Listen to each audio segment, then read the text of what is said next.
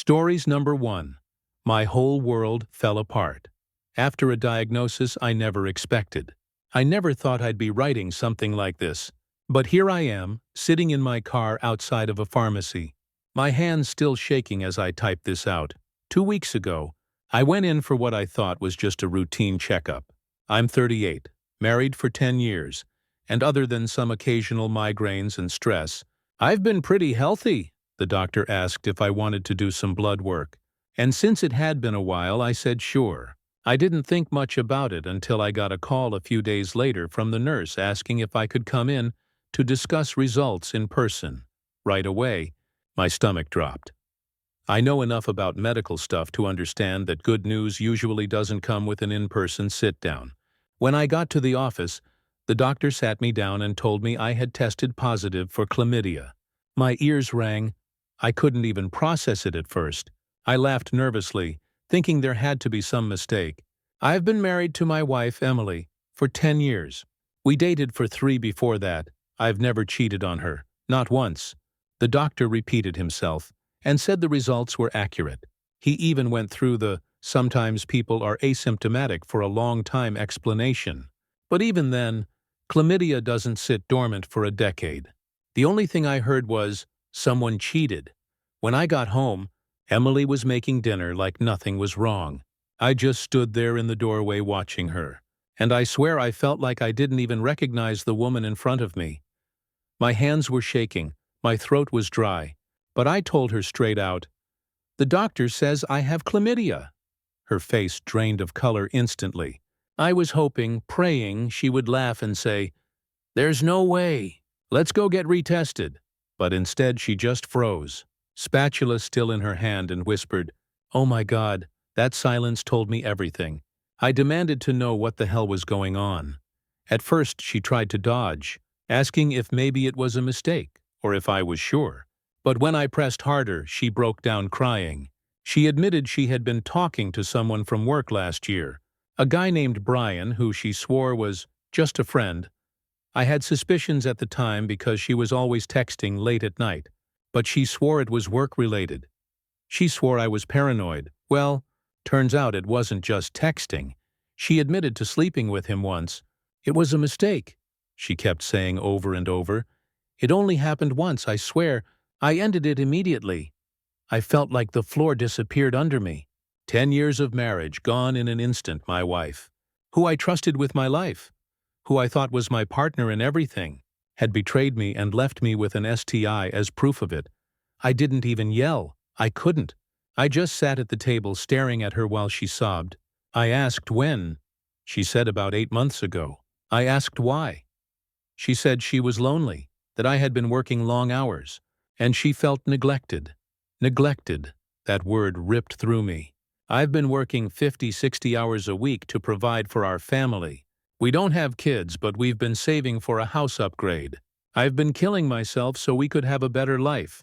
And she decides that because she feels neglected, it's okay to blow everything up? The worst part is she tried to minimize it. She kept saying it was just once, that she cut off contact, that she never stopped loving me. But how do you say you love someone and then go sleep with another man? That night I didn't sleep. I just laid on the couch staring at the ceiling, my mind racing through every memory of the past 10 years. Vacations, anniversaries, holidays, inside jokes, all of it suddenly tainted. The next day I called my best friend, Mark, and told him what happened. He's known me since college.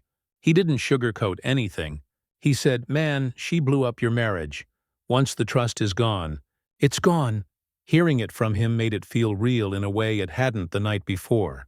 Emily has been begging me not to leave. She's been crying non-stop, promising therapy, promising to make it up to me, saying she'll do anything. But every time I look at her, all I see is betrayal. And here's where it gets more complicated. Divorce isn't simple. We have a house, joint accounts, family who adores her. Her parents treat me like a son. My own parents love her like a daughter.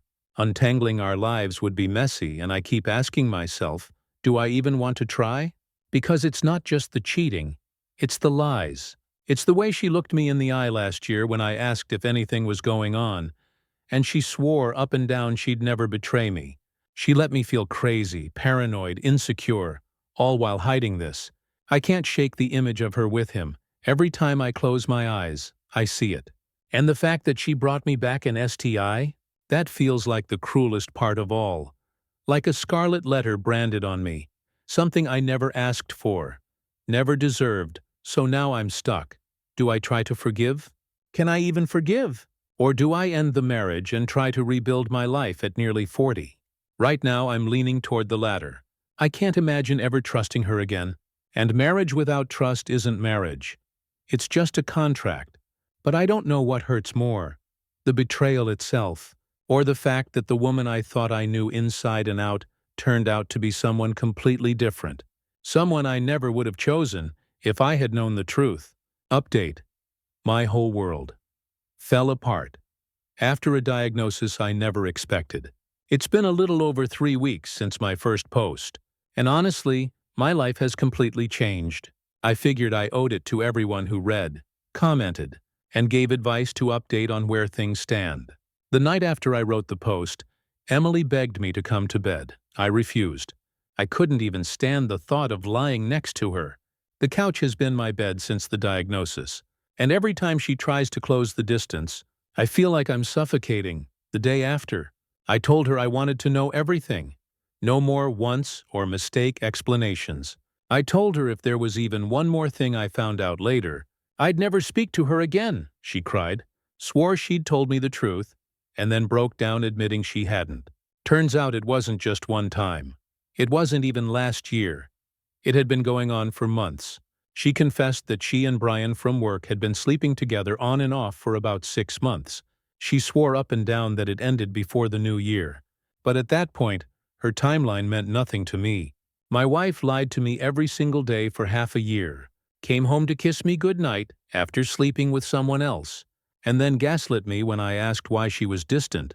That broke something inside me I didn't know could break. I told her right then and there I wanted a divorce. She lost it. She threw herself on the floor sobbing, saying she'd do therapy, cut off work friends, quit her job, anything. She said I was her world, that she'd rather die than lose me. But I couldn't listen. The words meant nothing. The next morning, I called Mark again and told him everything. He didn't even hesitate. Get a lawyer now. So I did. I met with an attorney, a woman named Sandra, who walked me through everything. It was overwhelming. Property division, joint accounts, the house. But the one thing she told me that stuck was, you need to decide if this marriage is worth saving. If you're done, then we start today. I told her I was done. The thing about betrayal is, it doesn't just kill love, it poisons every memory, every anniversary card, every picture on the wall, every inside joke suddenly has a shadow hanging over it. I can't unknow what I know. I can't ever look at Emily and not think about Brian. That weekend, I packed a bag and moved in with Mark temporarily. His wife, Sarah, has been incredible. She stocked their guest room with fresh sheets and even left me a note saying, "You are not alone in this." I cried for the first time in years when I read it. Emily, on the other hand, has been blowing up my phone, calls, texts, voicemails. Everything from begging to apologizing to threatening to hurt herself. At one point, she even showed up at Mark's house sobbing on the front porch until Sarah had to tell her to leave. It's been chaos. My parents know now too. I told them last week. My mom cried like she'd lost a daughter. My dad didn't say much, just put his hand on my shoulder and said, "You deserve better, son." That was the first moment I felt like maybe I'd make it through this. Here's the thing. Part of me still loves Emily. That's the cruelest part. You don't spend over a decade building a life with someone and just flip a switch. But love isn't enough anymore. Respect, trust, honesty. That's what makes a marriage. And all of that is gone. Right now, we're in the early stages of divorce proceedings. It's going to be messy. House, finances, everything. But Sandra is confident we can work through it. I'm just trying to take things one day at a time. As for Brian, I did confront him. I found his number through one of Emily's old text logs and called him. He actually had the nerve to say, "Man, I didn't mean for things to get this far. She told me you two were basically over." Hearing that nearly made me put my fist through the wall. Emily had painted me as some absent, neglectful husband while I was out here working myself to the bone to give us a future. I hung up on him before I said something I'd regret. But in a sick way, it helped. It reminded me that neither of them are worth another ounce of my energy. So that's where I'm at. Sleeping on my best friend's spare bed. Eating takeout more than I should. Trying to figure out how to rebuild a life I never thought I'd have to. If there's one thing I've learned, it's this. Betrayal doesn't just break your heart, it shatters your sense of self. But piece by piece, I'm starting to put myself back together, and for the first time in weeks, I feel something that almost feels like hope. Final update. My whole world fell apart. After a diagnosis I never expected. It's been just over 8 months since everything blew up, and I figured this would be my last update. So much has changed that I almost feel like a different person writing this. The divorce is finalized. It took about 6 months, which felt like forever. But in the end, it was as clean as something like this could be. We sold the house, split the equity, divided up accounts, and went our separate ways. There were fights, of course. Emily tried to argue for a bigger cut since she sacrificed her career for the marriage, her words. But my lawyer handled it like a champ. Sandra was worth every penny. The last time I saw Emily was in mediation. She looked smaller. Not physically, but like a shadow of who she used to be. There was no more begging, no more sobbing. Just this defeated look in her eyes. She tried one last time to say she loved me, that she wished she could undo it all. But I didn't respond. There was nothing left to say. Since then, I've had zero contact with her. No texts, no calls, no just checking in. It's like she vanished from my life.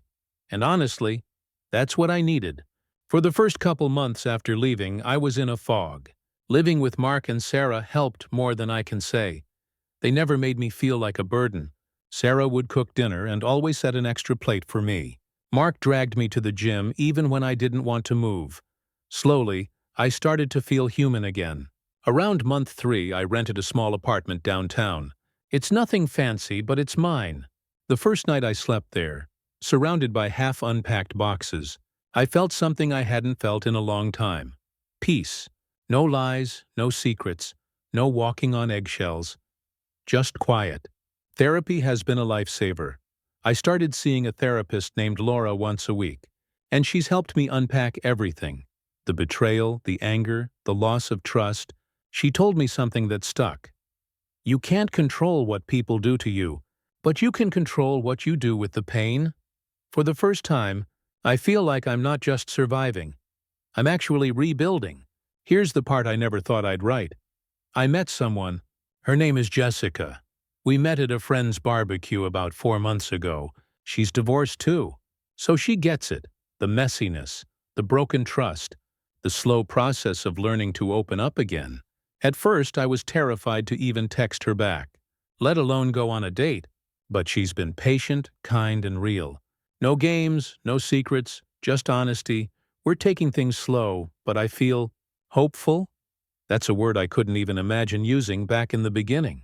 For anyone reading this who's going through betrayal, it feels like the end of the world at first. And in some ways, it is. The end of the world you thought you had. But it's not the end of you. You rebuild, you learn, and you come out stronger, even if it feels impossible when you're in the middle of it. Emily's betrayal almost destroyed me. But looking back now, it also forced me to confront parts of myself I'd ignored. My need for boundaries, my tendency to overwork, my fear of vulnerability. I wouldn't wish what I went through on anyone, but I can honestly say I'm a better man today than I was a year ago. I don't hate Emily anymore. I don't forgive her. Either, not fully, but I've let go of the bitterness. Holding on to it was like drinking poison every day. Letting it go doesn't mean what she did was okay. It just means I refuse to let it own me anymore. So this is it. My final update. I started this journey broken, scared, and full of anger. Now I'm moving forward with peace, self-respect, and maybe even a little excitement for the future. If you're still reading this, thank you. The strangers who commented, messaged, and shared their own stories, got me through nights I didn't think I'd survive. You reminded me I wasn't alone, and that meant more than I can ever explain. Life didn't turn out the way I planned, but for the first time in a long time I can say, I'm okay, and that's enough. Stories number 2. My marriage shattered after one doctor's appointment and a slip of the tongue. I've been sitting on this for days, and I don't even know where to begin. Maybe I'll start with the obvious. I was just diagnosed with an STI, and before anyone jumps to conclusions, I've been married for 10 years, and I've been faithful every single day of it. Not once have I stepped out. Not once have I even thought about it. That appointment shook me to my core. I thought I was going in for a routine physical. I'm 39, I work a desk job but try to stay healthy, and my doctor suggested a round of tests since it had been a couple years. I agreed without hesitation. A few days later, the nurse called and asked me to come back in to discuss the results. Right away, my stomach turned, because they don't make you sit down in person to say, "Everything looks great." The doctor sat me down and told me I had gonorrhea. At first I thought he had the wrong file. I laughed nervously, waiting for him to say he misspoke. But he didn't. He went through the paperwork, showed me the lab results, and explained treatment. I couldn't hear most of it. My head was buzzing with one thought. How? I've been with my wife Amanda since I was 26. We met at a New Year's Eve party hosted by mutual friends. She was wearing this ridiculous sequined dress, laughing too loudly at some guy's bad joke, and I just knew I had to talk to her. 3 years later, we were married. For the last decade, I've never so much as flirted with anyone else. I put everything into us, so how the hell did I end up sitting in a doctor's office with an STI? When I got home that night, Amanda was in the kitchen making dinner. She had this habit of holding the knife way too close to her hand when chopping vegetables, and it always freaked me out. Normally, I'd make a dumb joke about it, but this time I couldn't even fake small talk. I told her flat out what the doctor said. She froze. The knife clattered on the counter, and then she went pale in a way I'll never forget. I kept waiting for her to laugh, to say the doctor was wrong, that we'd both go get tested and clear it up. Instead, she just stared at me, her mouth opening and closing like she couldn't figure out what to say. That silence said everything. I snapped. I demanded answers. I told her there was no way this came from me, that I've been faithful, and that meant it had to be her. And in my anger, I said something sharp and cruel that I wish I could take back. It's not my fault you don't even know how to use a knife. What makes you think you know how to keep a marriage? I didn't mean it the way it came out. I wasn't trying to compare her cooking habits to her infidelity, but the words just spilled out in the heat of the moment. She burst into tears, and at first, I thought it was because I hurt her feelings. Then she admitted it. She confessed she'd slept with a guy from her gym. A guy named Eric. She said it happened twice. About 4 months ago, when she was feeling neglected. Neglected. That word hit me like a bullet. I've been working 60-hour weeks at an accounting firm, trying to save so we could finally upgrade our house, and maybe think about kids. She knew how much I was killing myself to give us that future, and she decides the answer is to go screw some guy from spin class? I was shaking with rage.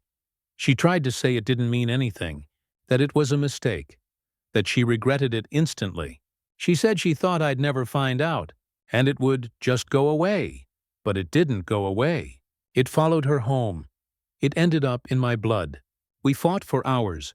She begged me not to leave, not to tell anyone, not to throw away 10 years. But I couldn't look at her without seeing him.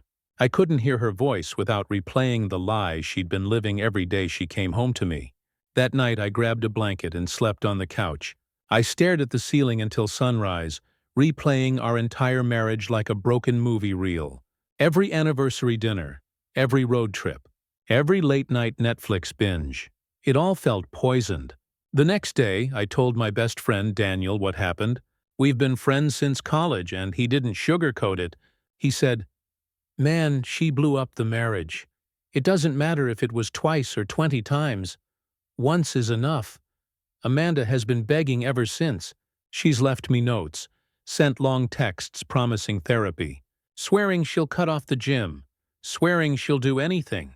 She even tried to twist it back on me, saying if I hadn't been working so much, maybe she wouldn't have felt so alone.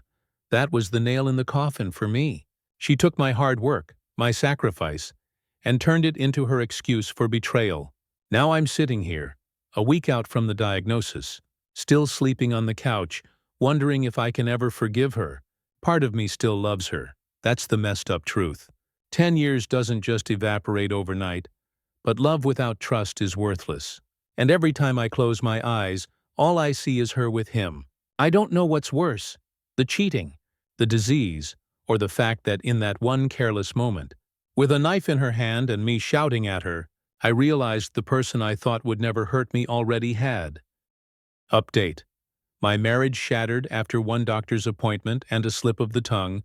It's been just under a month since my first post, and I've lived through more in these last few weeks than I thought possible. I honestly feel like I've aged 10 years in 30 days. The night after I posted, Amanda came into the living room where I was trying to sleep on the couch. She sat on the floor in front of me, crying so hard she could barely breathe, and kept saying over and over that she was sorry, that she'd ruined everything. She begged me to forgive her. She even tried to take my hand, but I pulled away. I couldn't even look at her without picturing Eric. The next day I told her we needed space. I packed a bag and drove to Daniel's place. He and his wife, Megan, didn't even hesitate to let me stay in their guest room. Megan stocked the fridge with food and even left me clean towels. That first night away from Amanda, I slept like a rock for the first time since the diagnosis. No tossing, no nightmares, just silence. Amanda blew up my phone the whole week. Calls, texts, voicemails. At first she was apologizing, begging me to come home, promising counseling. Then it shifted.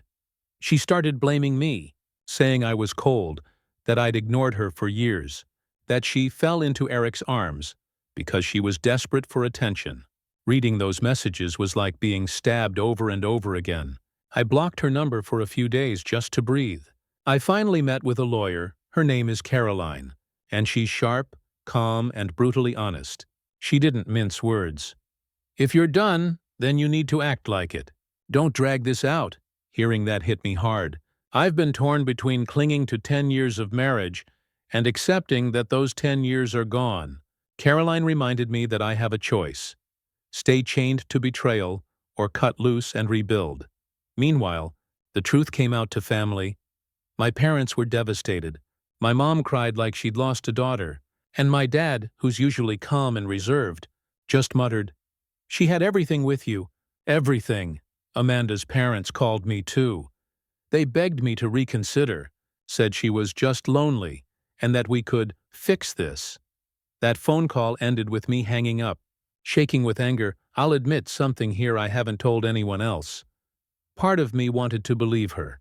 Part of me wanted to buy into the idea that it was a one-off mistake, that love could outweigh betrayal. I sat in Daniel's kitchen at 2 a.m. one night, staring into a glass of whiskey, wondering if I was throwing away my marriage too fast. That's when Megan walked in. She sat down across from me and said, she didn't trip and fall into someone else's bed. She made a choice. You get to make yours now. That snapped me out of it. A week ago, I finally confronted Eric. I didn't plan to. I ran into him outside the gym when I went to grab my stuff from Amanda's car. He had the audacity to smirk at me, like he didn't just destroy my life. He said Amanda told him we were basically separated and that I worked too much to care. I wanted to punch him, but instead I just told him, "You can have her. She's not my problem anymore." Then I walked away. That was the first time I actually felt in control since this nightmare began. Right now, I'm staying at Daniel and Megan's until I can get my own place. I've started therapy, and it's been brutal but necessary. My therapist told me something I keep replaying. Healing doesn't mean forgetting. It means learning to live without the weight of what happened crushing you.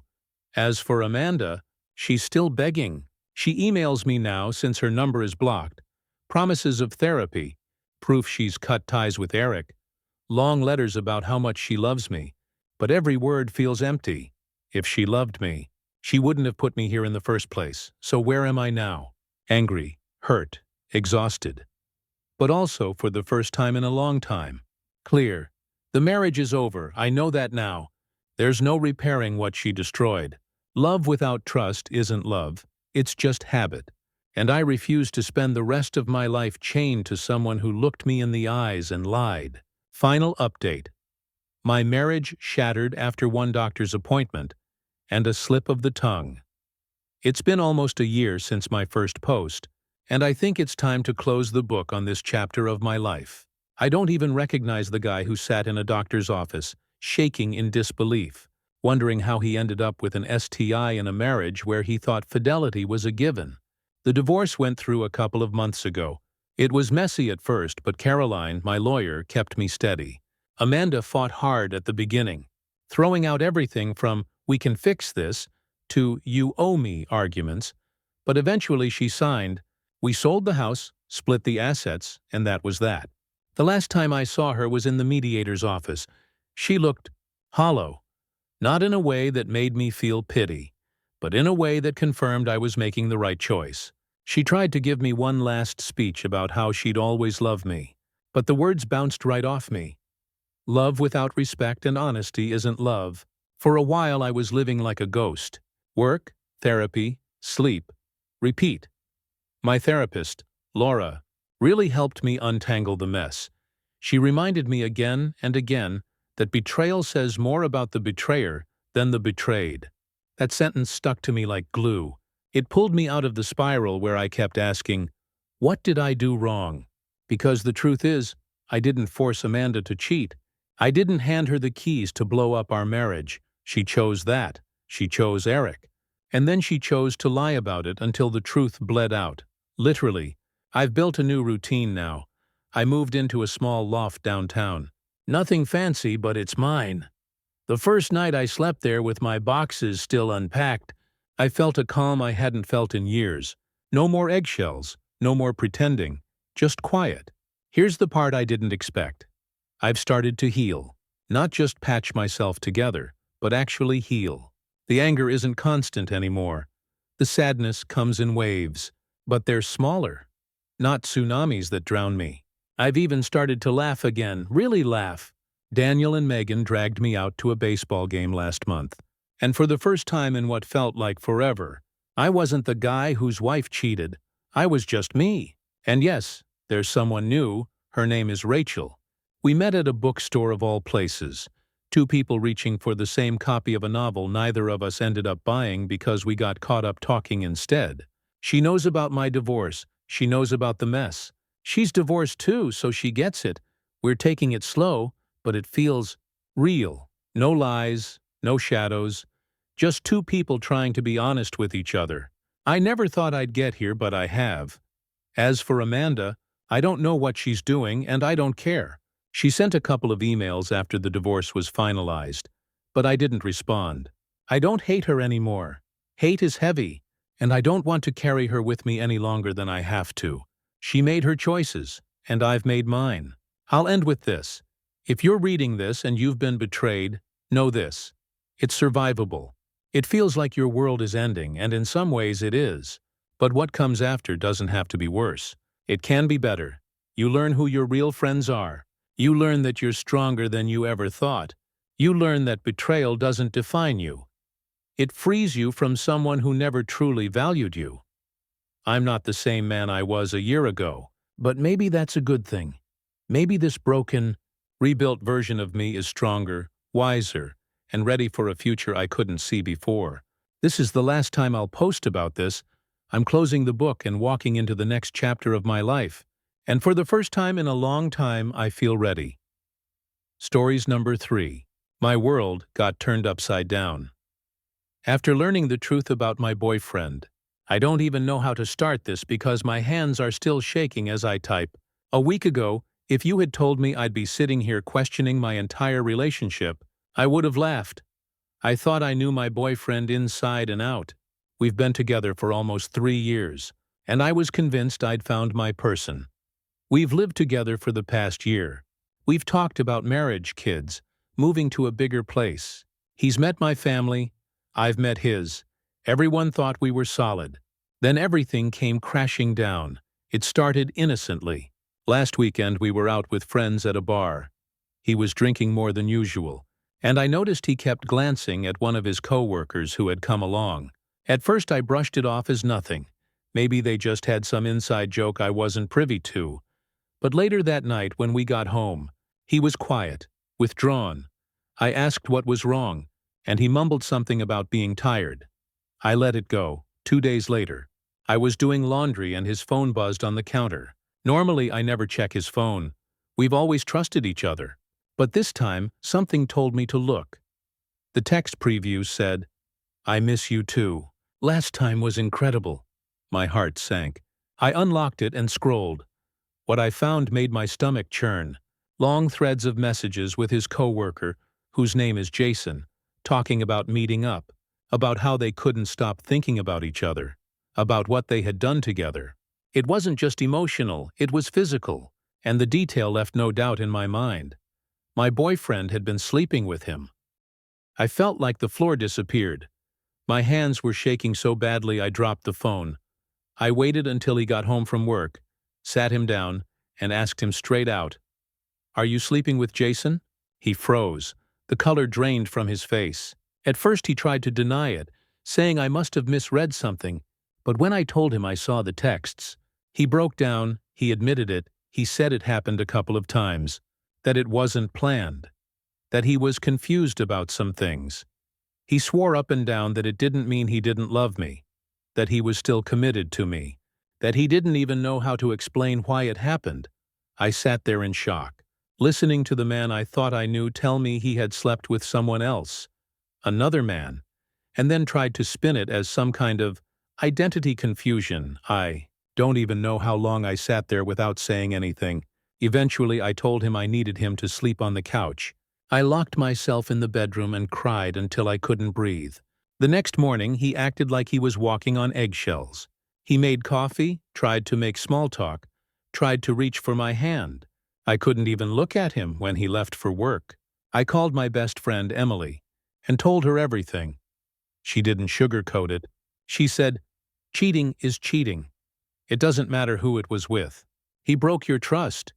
Hearing that hit me like a freight train, because part of me had been spinning in circles, wondering if maybe it wasn't as bad because it was with a man.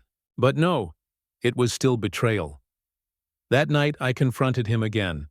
I asked why.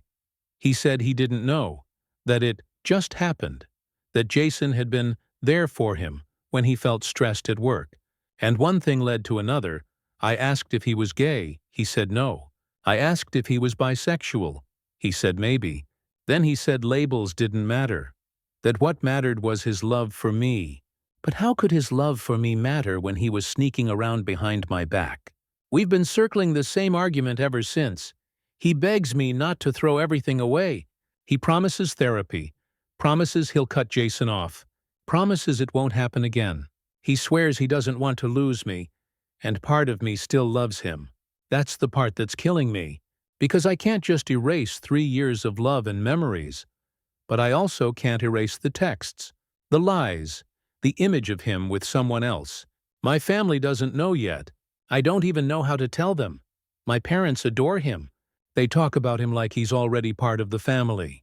How do I explain that the man they think is perfect has been betraying me behind closed doors? I keep asking myself if I'm overreacting, if maybe I should see it differently because it wasn't with another woman. But every time I think that way, I remind myself of one simple fact. He broke my trust. He lied. He made a choice multiple times to betray me.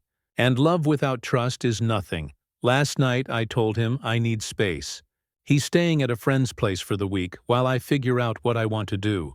The apartment feels so empty without him. And I hate that I miss him, even though he hurt me.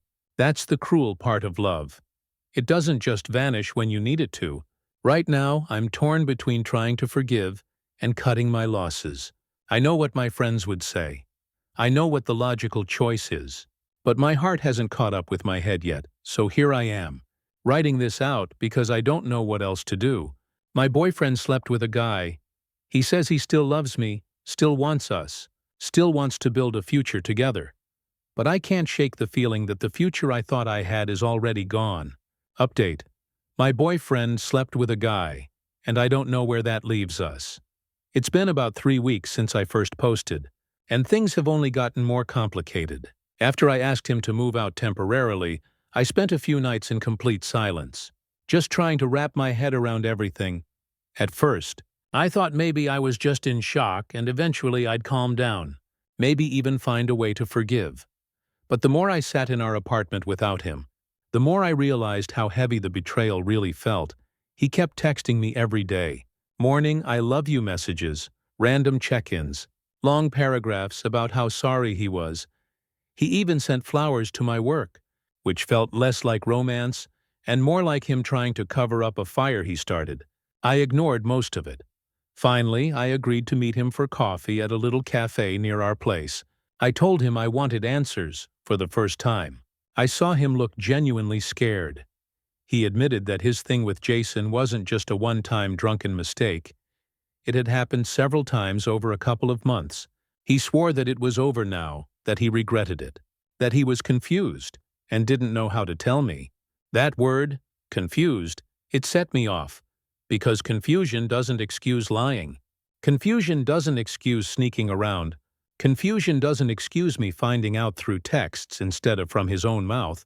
I told him that. He cried, begged, said he was willing to go to therapy, that he'd do anything if it meant we could stay together. And for a split second I almost caved. Because when you love someone, it's like your brain short-circuits. You remember the birthdays, the vacations, the quiet nights on the couch. And you think, maybe those memories are worth saving. But then reality hits again.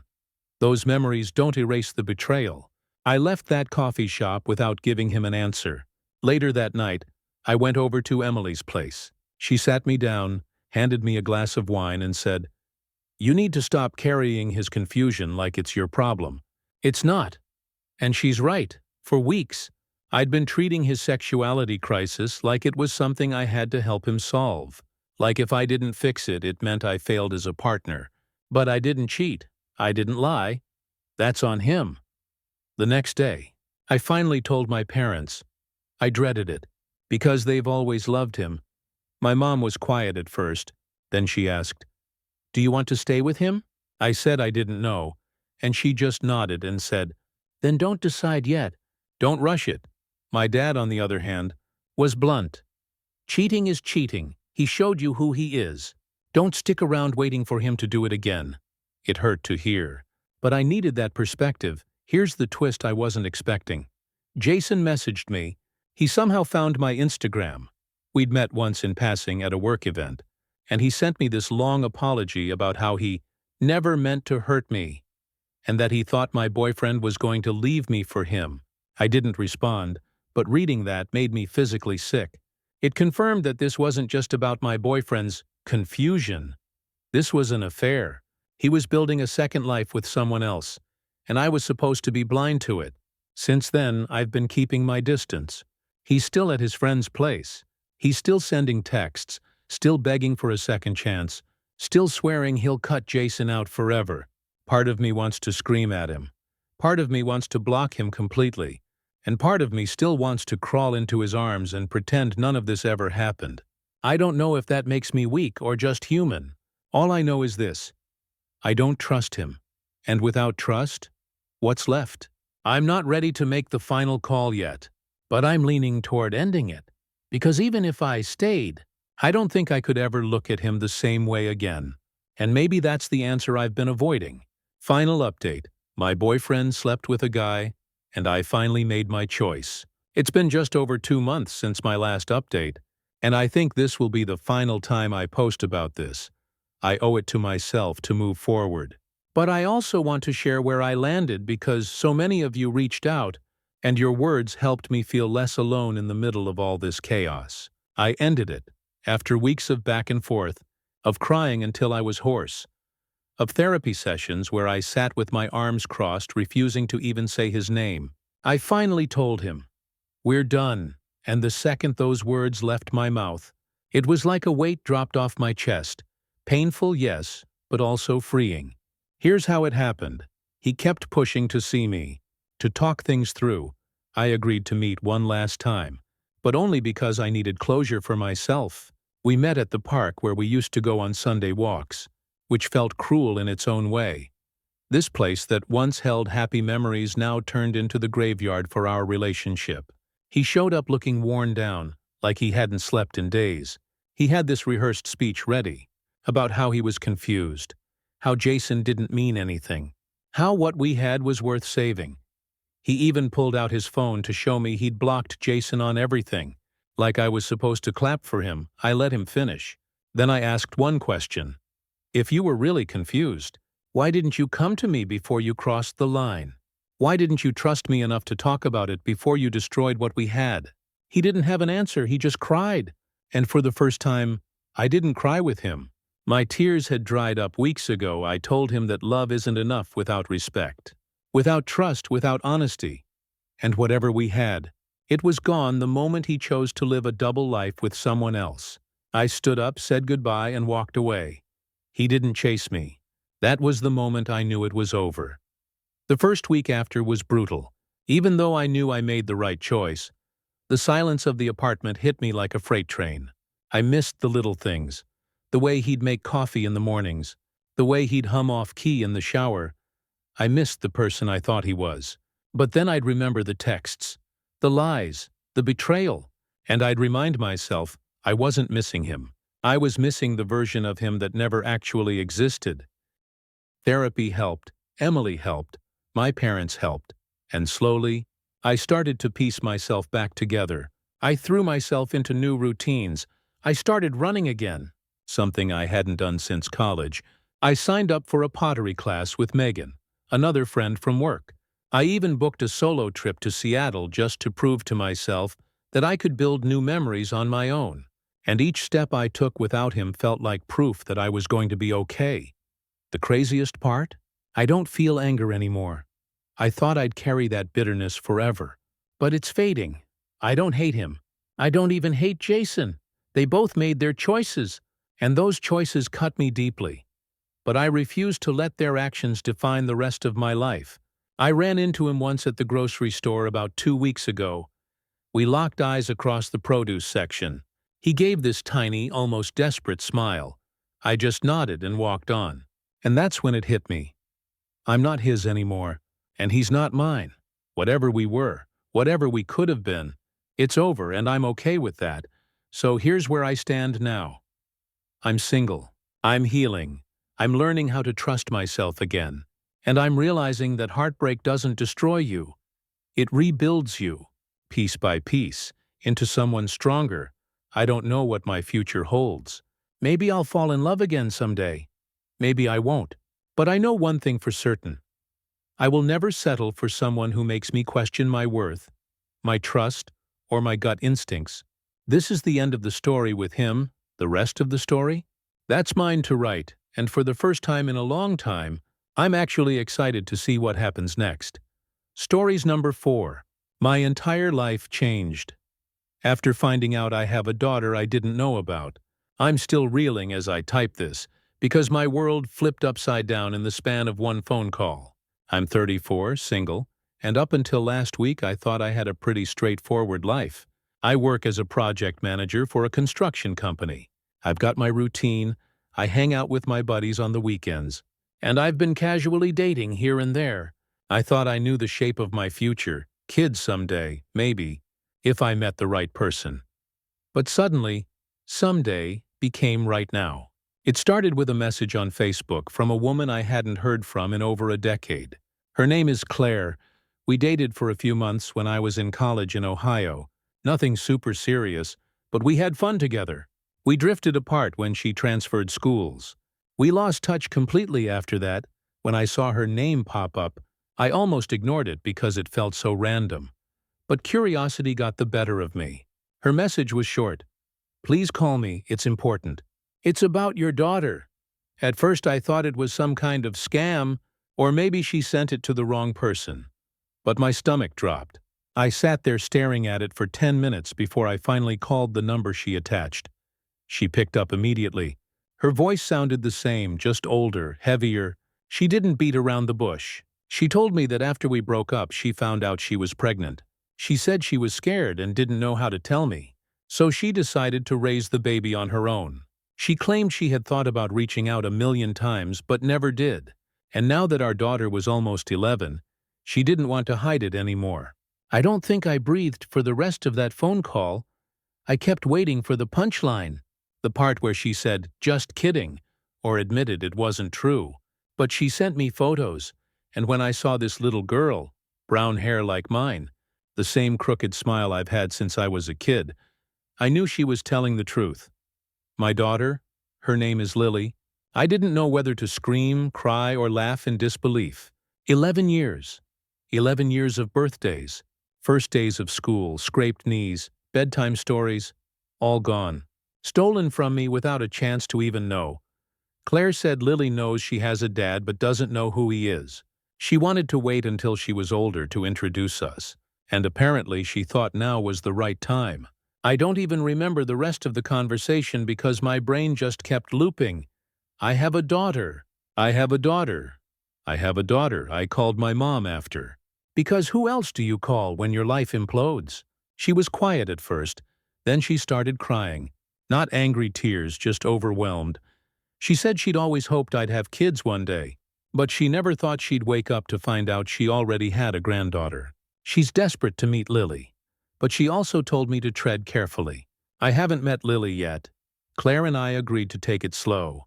To start with phone calls and maybe a video chat before anything in person, we set up a call for this weekend. I've been pacing my apartment ever since, rehearsing what to say. What do you even say to a kid you didn't know existed? "Hi, I'm your dad. Sorry I missed the first decade of your life?" Nothing feels right. Part of me is furious at Claire. I keep thinking about all the moments I missed. Her first word, her first steps, teaching her to ride a bike. I didn't get to be there for any of it, and I never get those years back. But then another part of me knows that anger won't help. Lily is innocent in all this. Claire made her choices, but Lily didn't choose to be born without a dad around. I've spent the last week looking at the photos Claire sent me over and over. In one, she's holding up a science fair ribbon with the proudest grin on her face. In another, she's at a park with paint all over her hands. And the one that broke me. A candid shot of her laughing so hard her eyes are squeezed shut. She looks just like me in that one. I don't know what kind of father I'll be. I don't know how she'll react when she learns who I am. But I know one thing. I'm not walking away. I didn't get a choice before, but I do now. And if she'll let me, I'm going to be part of her life. This has been the longest, strangest week of my life. A week ago, I thought I was just some guy with a decent job and a quiet life. Now I'm a dad, and even though I'm terrified, even though I feel like I'm 10 steps behind on everything, I've never wanted anything more than to get this right. Update. Meeting my daughter for the first time. It's been about a month since Claire first told me about Lily, and I finally had my first real interaction with her. Sort of. Claire and I agreed to start slow, so this weekend we did a video call. I spent the night before pacing my apartment, rehearsing every possible thing I could say. Every time I tried to sleep, I'd imagine Lily looking at the screen, and my chest would tighten. When the video call finally connected, I froze. Lily sitting there with a messy braid, a paint-stained shirt, and the same crooked smile I've seen in photos. She looks exactly like me when I was her age, and for a second, it knocked the breath out of me. She waves shyly, and I wave back, my hands shaking. We started awkwardly. I asked her about school, what she likes to do, and she told me all about her science project and how she's been learning to ride a bike without training wheels. I laughed and encouraged her. She's smart, funny, and full of personality, and I can't believe I've missed 11 years of it. Claire stayed in the background, mostly quiet, letting us talk. But every now and then, she'd remind Lily to be gentle or polite. I could sense her tension, but I understood. She's been protecting Lily for a decade. And now there's me, a stranger stepping into her life. I don't blame her for being wary by the end of the call. We were joking about silly things. She made a terrible pun about her science project, and I laughed so hard it made my stomach hurt. She laughed too, and I realized for the first time that I wasn't just seeing a little girl in photos anymore. This was my daughter. My actual daughter. After the call ended, I just sat there for hours. I couldn't stop thinking about how much I've missed, and how much I'll never get back. But at the same time, I felt this strange hope. I know it won't be instant. She might be shy, scared, or unsure of me in person. But that first laugh, that first moment of connection, it was enough to make me realize I can be part of her life if I handle it right. I talked to my mom about it later. She's over the moon but cautious. She kept saying, "Be patient. Let her set the pace. She's your granddaughter now, and you need to earn her trust." My dad, of course, reminded me that mistakes happen and that I need to focus on being consistent, steady, and reliable. It sounds simple, but it's terrifying in practice. The hardest part, honestly, is Claire. I have mixed feelings about her. On one hand, I'm angry that she didn't tell me sooner. 11 years of birthdays, scraped knees, homework help, bedtime stories. I could have been there for all of it. But on the other hand, I can see that she's protective, trying to shield Lily from a complicated adult world she wasn't ready for at the time. I have to remind myself to separate my anger toward her from my desire to bond with Lily. I've already started thinking about the next steps. Claire suggested another video call next week. Maybe a weekend where I can visit in person, keeping it casual and short. I want to make it a positive experience, but I'm nervous. What if she doesn't like me in person? What if it's too much for her? I know I have to be patient, but it's hard when my heart is already so invested. I've realized something else too. Being a father isn't just about showing up for the big moments. It's about showing up for the little ones, day after day, letting her know she can trust me. And I intend to do that, however long it takes. For now, I'm living in this weird in-between space. Terrified, excited, guilty, hopeful. I keep thinking about what my life would have been like if I'd known sooner. But I try not to dwell on that. Lily is here now, and that's what matters. I don't know what the future looks like yet. But I do know that I won't let fear or anger stop me from being her dad. I've waited 11 years for this, and I'm not going to waste another moment. Final update. Finally meeting my daughter and building a life together. It's been about 3 months since I first found out about Lily, and last weekend I met her in person for the very first time. I won't lie, it was terrifying. I drove to Claire's house with my hands gripping the steering wheel so hard my knuckles turned white. I kept rehearsing in my head. Be calm. Be patient. Don't overwhelm her. Just be yourself. But nothing can truly prepare you for seeing your child in real life for the first time. Claire greeted me at the door with a tense smile.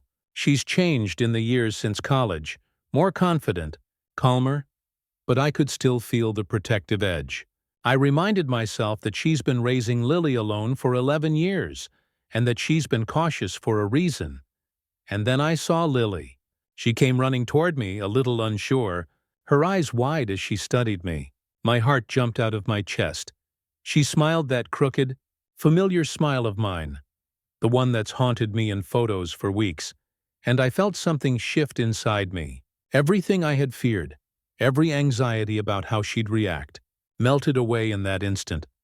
We spent the afternoon playing board games, going through old science projects she had lying around, and even baking cookies. She laughed at my terrible attempts at jokes and poked fun at my inability to measure sugar correctly.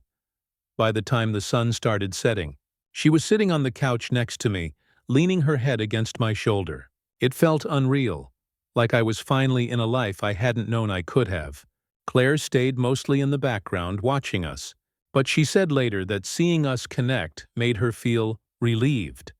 I could tell there was still tension, and I know she's cautious because she wants to protect Lily. But I also saw a glimmer of trust, and that gave me hope.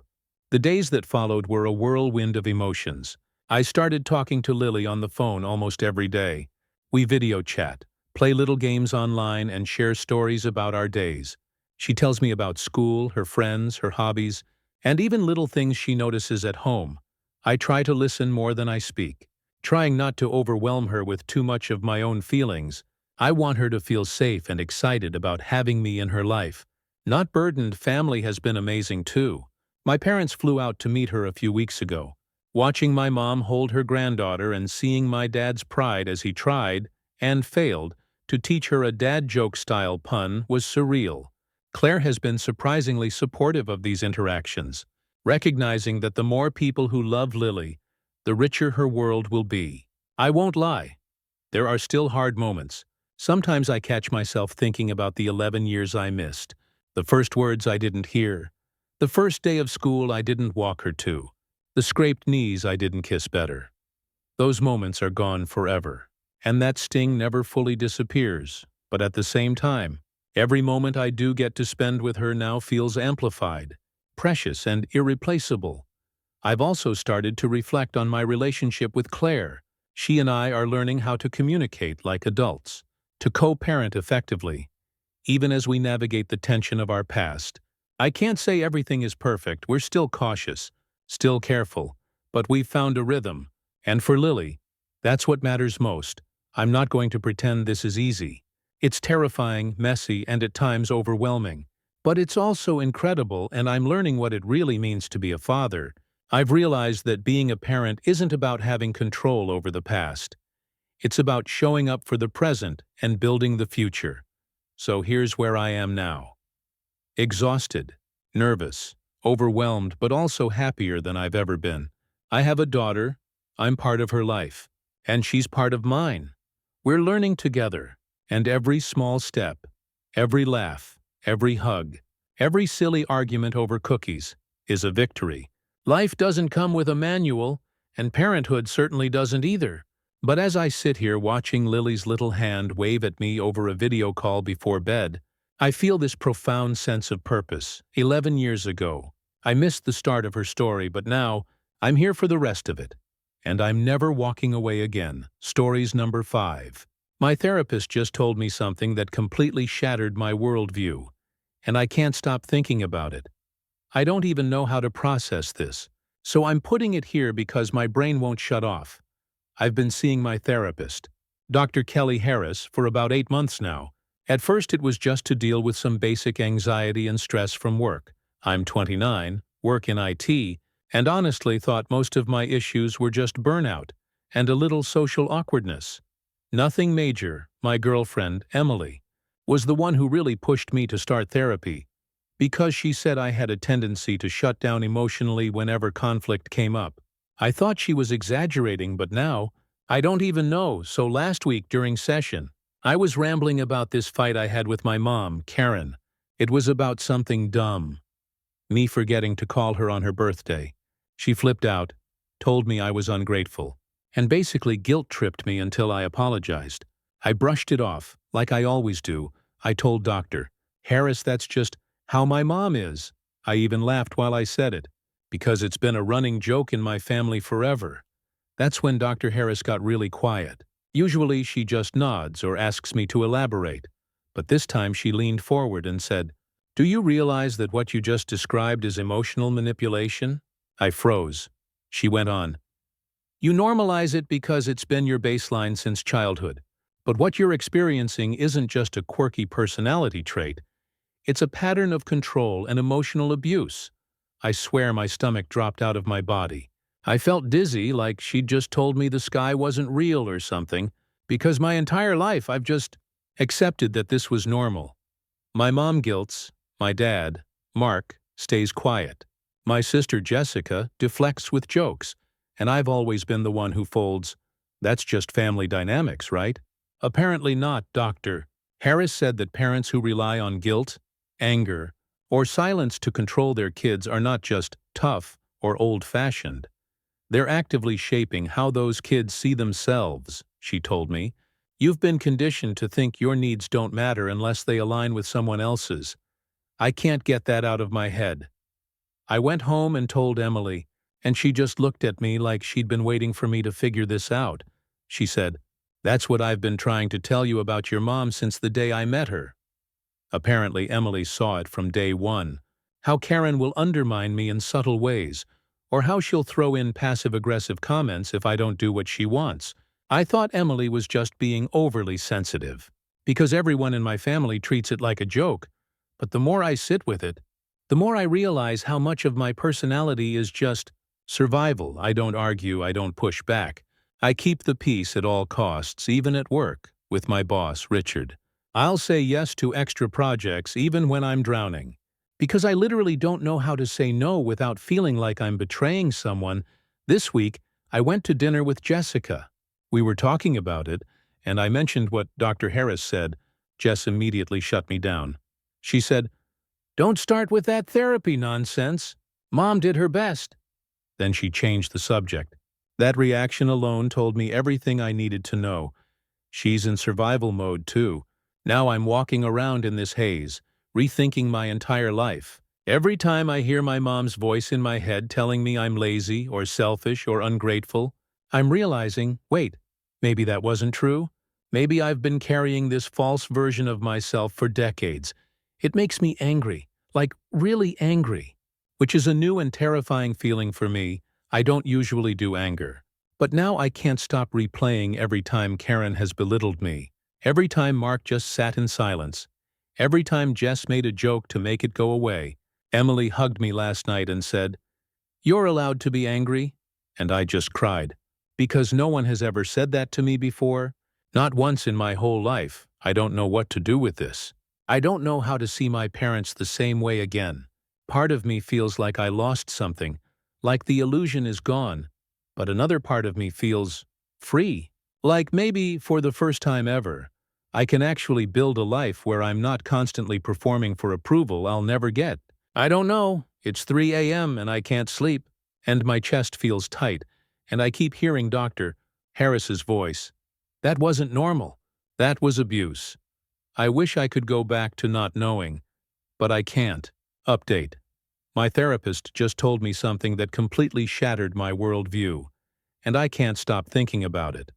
I honestly didn't plan on writing an update this soon, but the last couple of weeks have been so intense I feel like if I don't get this out, my head might explode. The first few days after my original post, I felt like I was moving through molasses. Like every interaction, every memory, every conversation I had with my mom, my dad, my sister, even random coworkers, suddenly looked different. It was like I had put on glasses for the first time in my life, and all the blurry spots were now painfully clear. The biggest thing that happened. I had my first actual confrontation with my mom, Karen.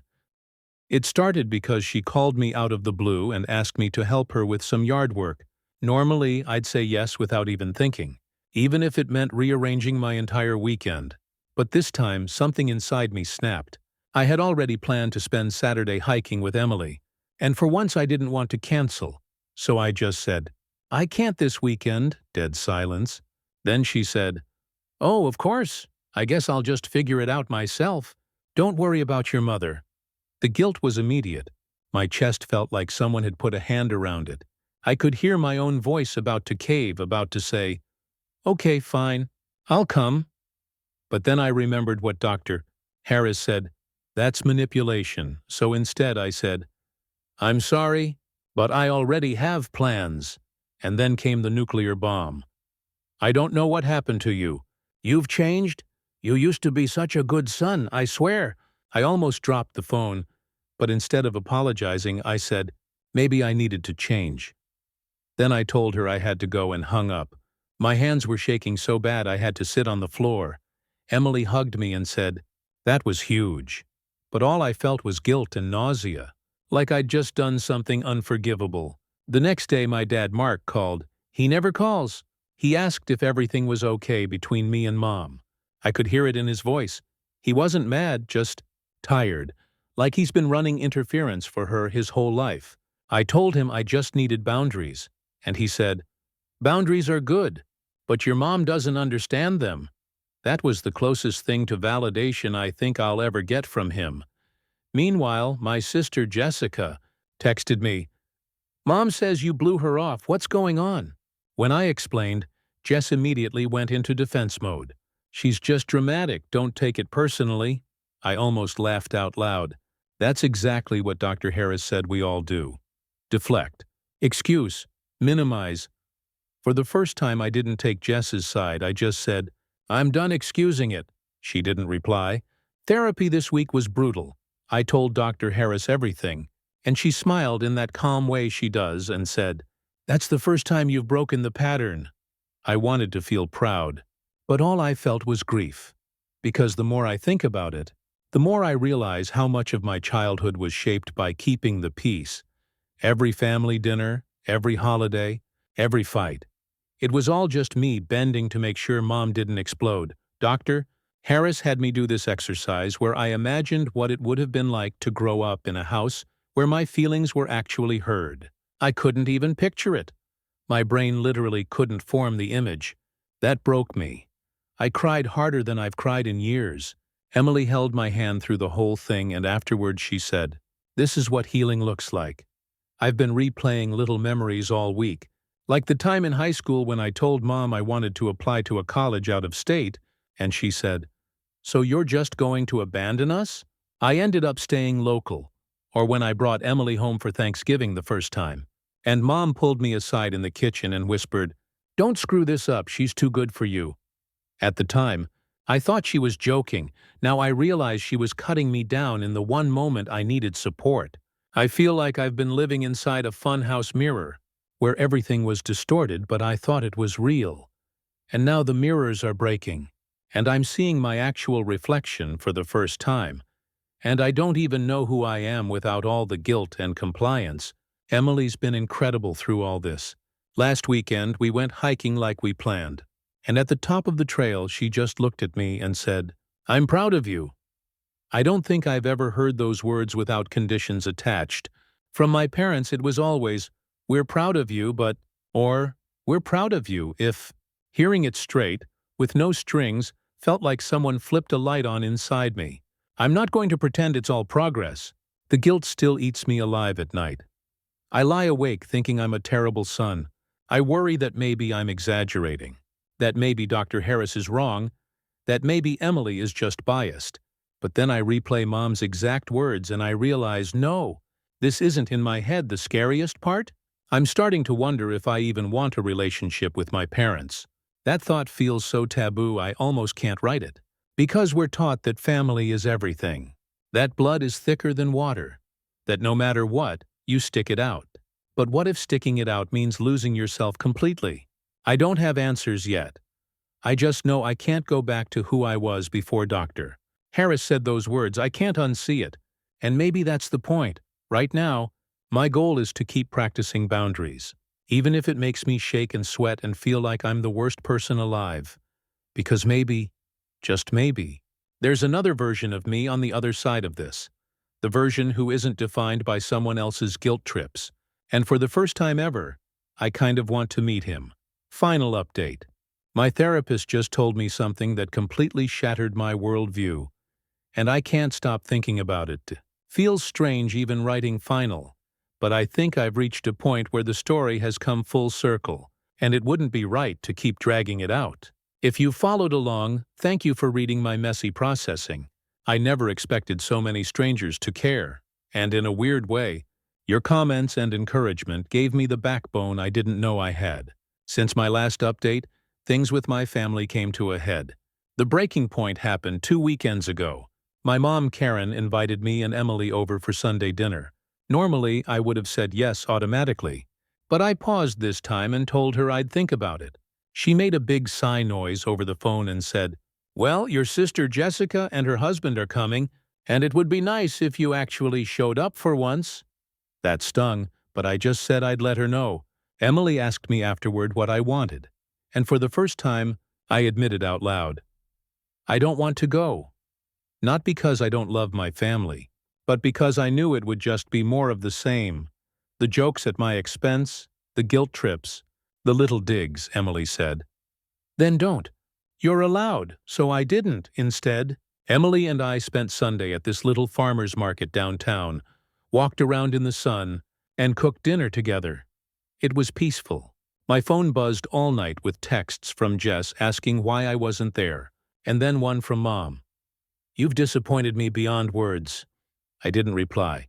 The next morning, I woke up to a voicemail from my dad. "Mark," his voice sounded heavy, almost cracked, he said, "Your mom is very upset. She says you're pulling away from us. I don't know what's going on, but I hope you'll come by and talk." So that Friday, I did. I drove over there alone, because Emily suggested it might be better without her for this first one. When I walked into the living room, Mom was sitting in her chair with her arms crossed. Dad was on the couch, quiet like always. Jess was there too, which I wasn't expecting. It felt like an ambush. Mom started right away. "Why are you shutting us out? Why are you letting that therapist fill your head with nonsense? We've given you everything, and this is how you treat us?" I could feel my throat closing, the way it always does, but then I heard Dr. Harris's voice in my head. "You're allowed to speak your truth." So I did. I said, "Mom, I've spent my whole life trying to keep you happy. But it's never enough. Every time I say no, you make me feel like a bad son." "That's not fair," she scoffed and said, "Oh, poor you. You had such a terrible childhood." And something inside me broke wide open. I said, "Yes, parts of it were terrible. Not because we didn't have money, not because you didn't feed me or clothe me, but because you made me believe my feelings didn't matter." "That's abuse." The room went dead silent. Jess jumped in, telling me I was being dramatic. "That therapy was making me rewrite history," Dad muttered. "Let him talk." That shocked me more than anything, because in all my years, I don't think I've ever heard him say those words in my defense. Mom's face went red. She pointed at me and said, "You've been brainwashed. That woman, what's her name, Dr. Harris? She's poisoning you." And for the first time, I didn't back down. I said, "No, she helped me see what you've been doing all along, and I won't let you guilt me anymore, I swear." The air got sucked out of the room. Jess stormed out, muttering that I was selfish. Dad put his head in his hands. Mom just sat there, shaking her head like I'd betrayed her in the worst way possible. I stood up and said, "I love you, but I'm not going to let you hurt me anymore. If that means we don't see each other for a while, so be it." Then I walked out. I sat in my car shaking for a solid 10 minutes before I could even drive away. My hands were trembling. My heart was pounding. But underneath all that, I felt free. The fallout has been messy.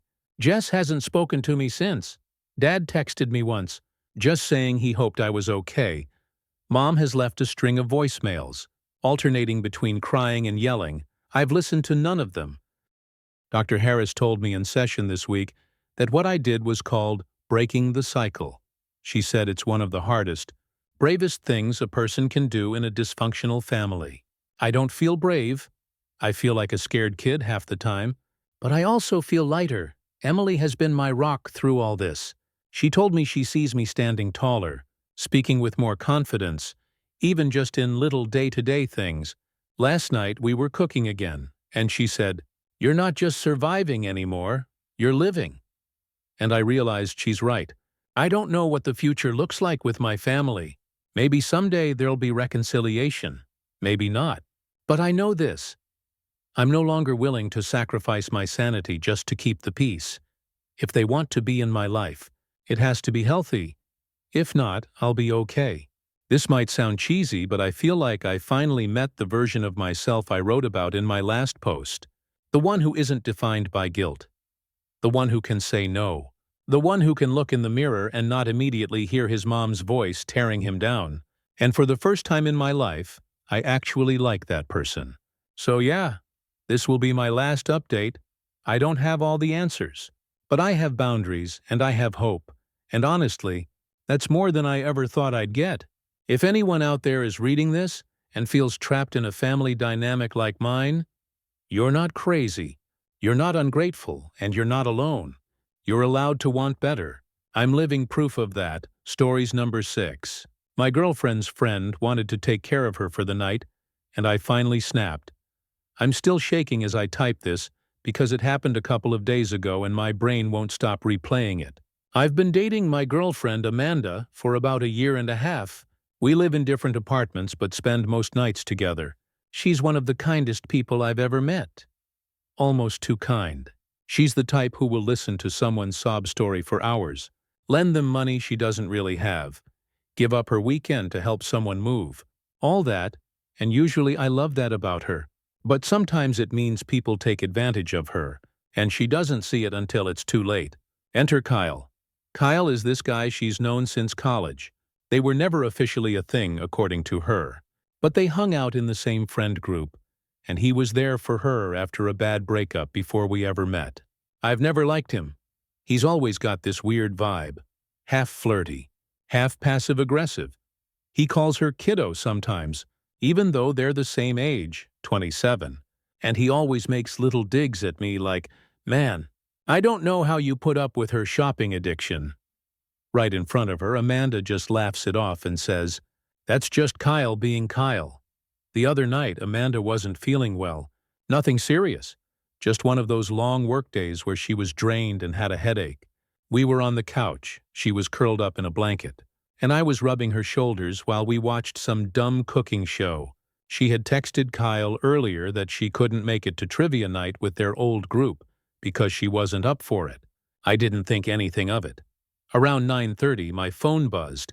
It was a group text I'm in with Amanda and a few of her friends, including Kyle, and right there in the chat, Kyle goes, "Don't worry, Amanda, I'll come take care of you tonight. I'll bring soup and stay over to make sure you're okay." I read it twice because I thought I misunderstood. Stay over? Like, at her place? Before I could say anything, Amanda's phone lit up with his follow-up. "Seriously, you need someone to look after you. I can crash on your couch, no big deal." I looked at Amanda, and she was blushing, like embarrassed but also laughing it off. She said, "That's just Kyle being dramatic. He's like that with everyone, but I lost it." I typed back in the group chat, "She's fine. She already has someone taking care of her." "Me? You don't need to come over." The second I hit send, I felt Amanda stiffen. She said, "Babe, you didn't have to do that. It makes it weird. Weird. This dude was basically inviting himself to play nurse at her apartment like I don't exist." Kyle replied almost instantly. "Whoa, man, chill, I'm just trying to be a good friend. Didn't realize you were so insecure?" That word, insecure, made me see red.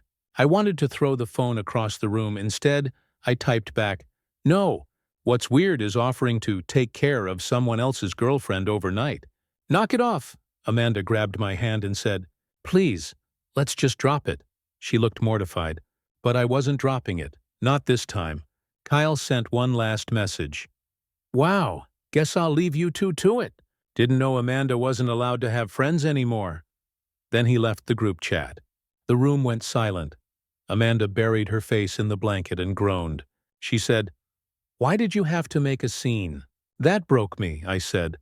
"Why are you mad at me and not at him? He literally offered to sleep over. That's not normal friend behavior." She didn't say anything for a while. Then finally she whispered, "He's been like this since college if I push back. He gets sulky and makes me feel guilty. It's easier to just laugh it off." And that's when I snapped again.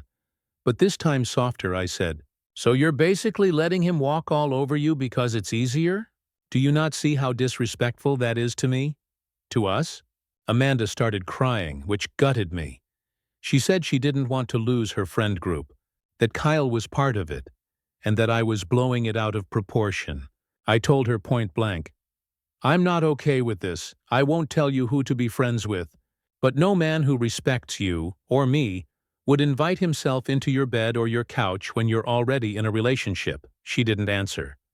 We went to bed in silence, and she turned away from me the whole night. The next morning, I half expected an apology text from Kyle or some acknowledgement. Instead, he posted some vague Instagram story about, "Some people can't handle real friendship." Amanda saw it and rolled her eyes, but I could tell she was uncomfortable. Now it's been 3 days. Amanda hasn't brought it up again. She's acting normal, but I'm not. I can't stop thinking about it. Every time she laughs at one of his memes in the group chat, I feel sick. Every time she says, "Oh, that's just Kyle," I feel like I'm being told my feelings don't matter. I don't want to be the jealous boyfriend stereotype. I don't want to control who she hangs out with. But I also don't want to feel like the third wheel in my own relationship, while some guy circles her like a vulture under the label of friend. The worst part? A tiny voice in my head keeps asking, if I hadn't snapped, would she have let him come over? I don't know what scares me more. The idea that she might have, or the idea that she doesn't even see why that's a problem. Update.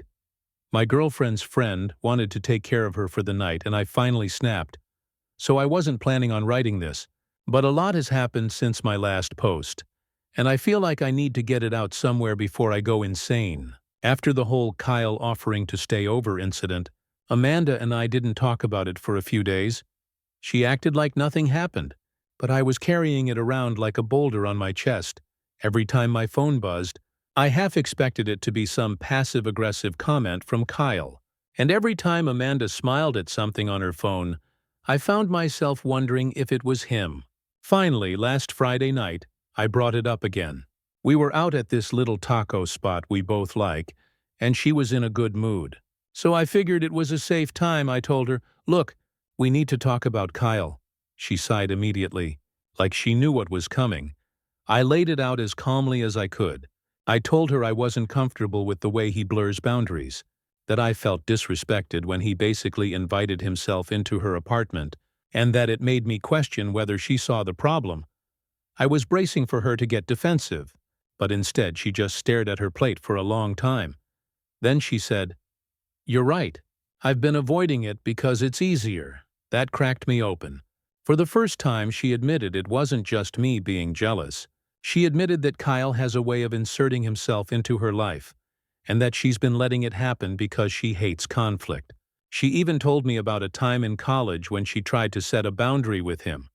She told him he was texting her too much when she was dating someone else, and he went silent for a month.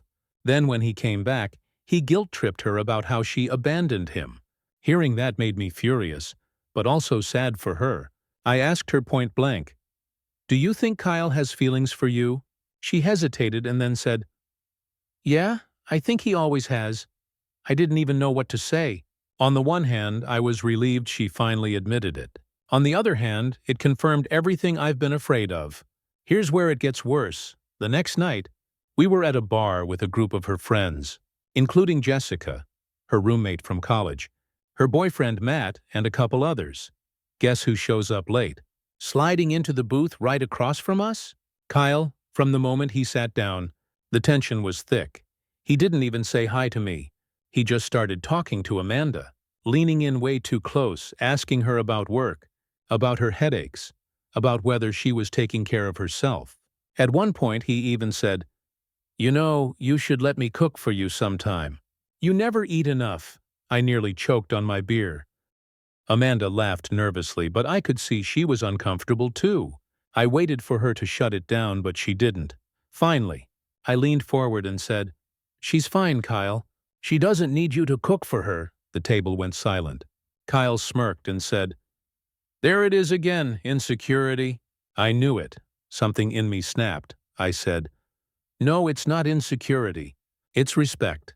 If you actually respected Amanda, you wouldn't keep pushing boundaries with her while she's in a relationship." Jessica tried to lighten the mood with a joke. Matt shifted uncomfortably, and Amanda just stared at the table again. Kyle, of course, leaned back with this smug grin and said, "Wow, guess you're one of those guys who thinks he owns his girlfriend." That's when Amanda finally spoke up. She said, "Stop, Kyle, you're out of line, I swear." My jaw almost hit the table. For the first time in the year and a half I've known her, she actually told him to back off. Kyle's face changed instantly. The smirk dropped, and he looked hurt almost. Then he muttered, "Wow, I see how it is," grabbed his jacket and stormed out of the bar. The rest of the night was awkward as hell. Jessica pulled Amanda aside in the bathroom and apparently told her she was being too harsh on Kyle. When they came back, Amanda looked stressed. She told me later that Jessica has always defended Kyle because he's had a rough life. I don't care if he's had the roughest life in the world. Using that as a free pass to disrespect someone else's relationship is ridiculous. The next day, Kyle sent Amanda this long text about how she'd changed since dating me, how she used to be fun, and how he just wanted to take care of her like he always has. Amanda showed me the text, and for the first time she didn't defend him. She said, "This is manipulative, isn't it?" I told her yes, it's textbook manipulation, making her feel guilty for setting boundaries. She nodded, deleted the message, and blocked him. But here's the kicker. Jessica called her later that night, angry that she cut Kyle off so coldly.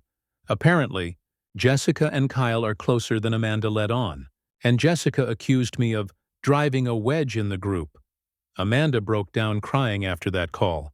She told me she feels like she's losing her friends, and I don't know what to do. On the one hand, I'm proud of her for finally standing up to Kyle. On the other hand, I feel guilty that it came at the cost of her friendships. I don't want to be the reason she loses people, but at the same time, I can't shake the belief that anyone who enables Kyle's behavior isn't really a friend worth having. Amanda and I had a long talk last night. She told me she doesn't blame me, and that she sees now how unhealthy Kyle's attachment was. She admitted she was scared I'd leave if she kept letting him cross boundaries. I told her the opposite, that I was scared she would leave me because I refused to stay silent. We both cried. It was raw, but it felt real.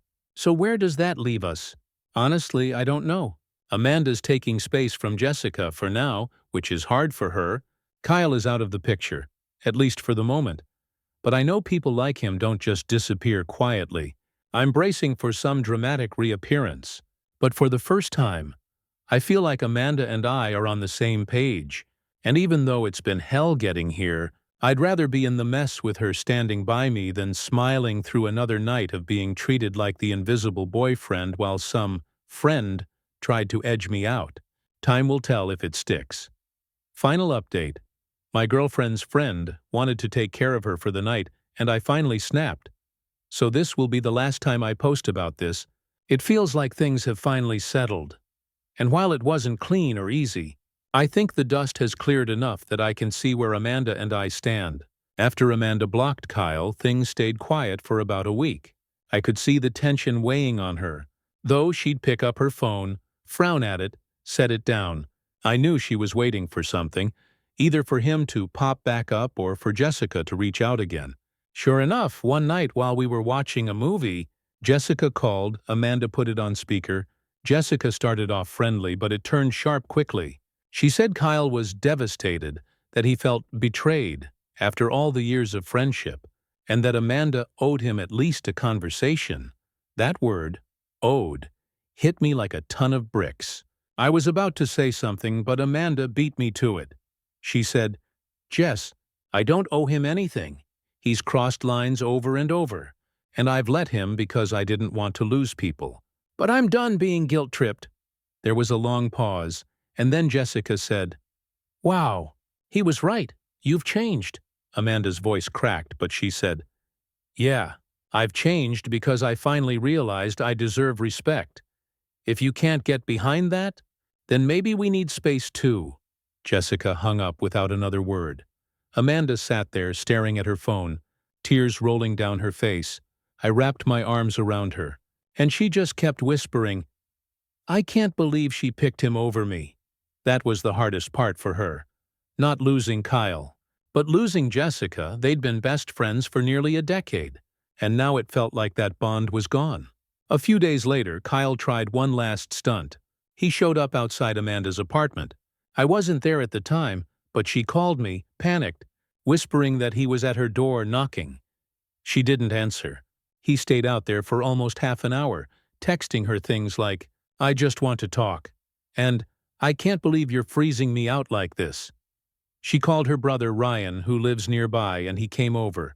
By the time he showed up, Kyle had left, but Amanda was shaken. When she told me about it later, she said, "That was the moment I realized he was never really my friend. Friends don't show up at your door after you've asked for space. Friends don't try to wedge themselves into your life like that." That night, she officially blocked his number, his socials, everything. She told me she felt like she was cutting off an addiction. And in a way, I get it. Kyle had been a constant presence in her life for years. Losing that, even when it's toxic, is still losing something. Since then, Amanda and I have been working on rebuilding trust, not just between us, but in how we handle outside influences.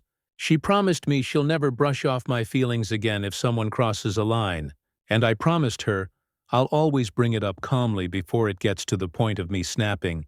We both admitted we handled parts of it badly, but we also admitted we love each other enough to fix it. Last weekend, we went to a friend's wedding. It was the first big social event we'd gone to since all this blew up. At one point, someone asked Amanda about Kyle, because apparently word has gotten around, and she just shrugged and said, "We're not in touch anymore." It wasn't healthy. No drama, no defensiveness, just simple truth. I felt this wave of relief I can't even explain. On the drive home, she reached for my hand and said, "You were right all along, I just didn't want to see it." I told her it wasn't about being right. It was about wanting us to feel secure with each other. She smiled and said, "I feel secure now. I don't know what will happen with Jessica. Maybe someday they'll talk again, maybe not. But for now, Amanda's focusing on the people who actually support her. And honestly, so am I. If there's one thing I've learned from this whole mess, it's that friendship isn't an excuse for disrespect. Real friends don't blur boundaries, don't undermine relationships, and don't make you feel guilty for protecting yourself. I think Amanda finally sees that now. And as for me, I feel like I finally stood up for myself in a way I never had before.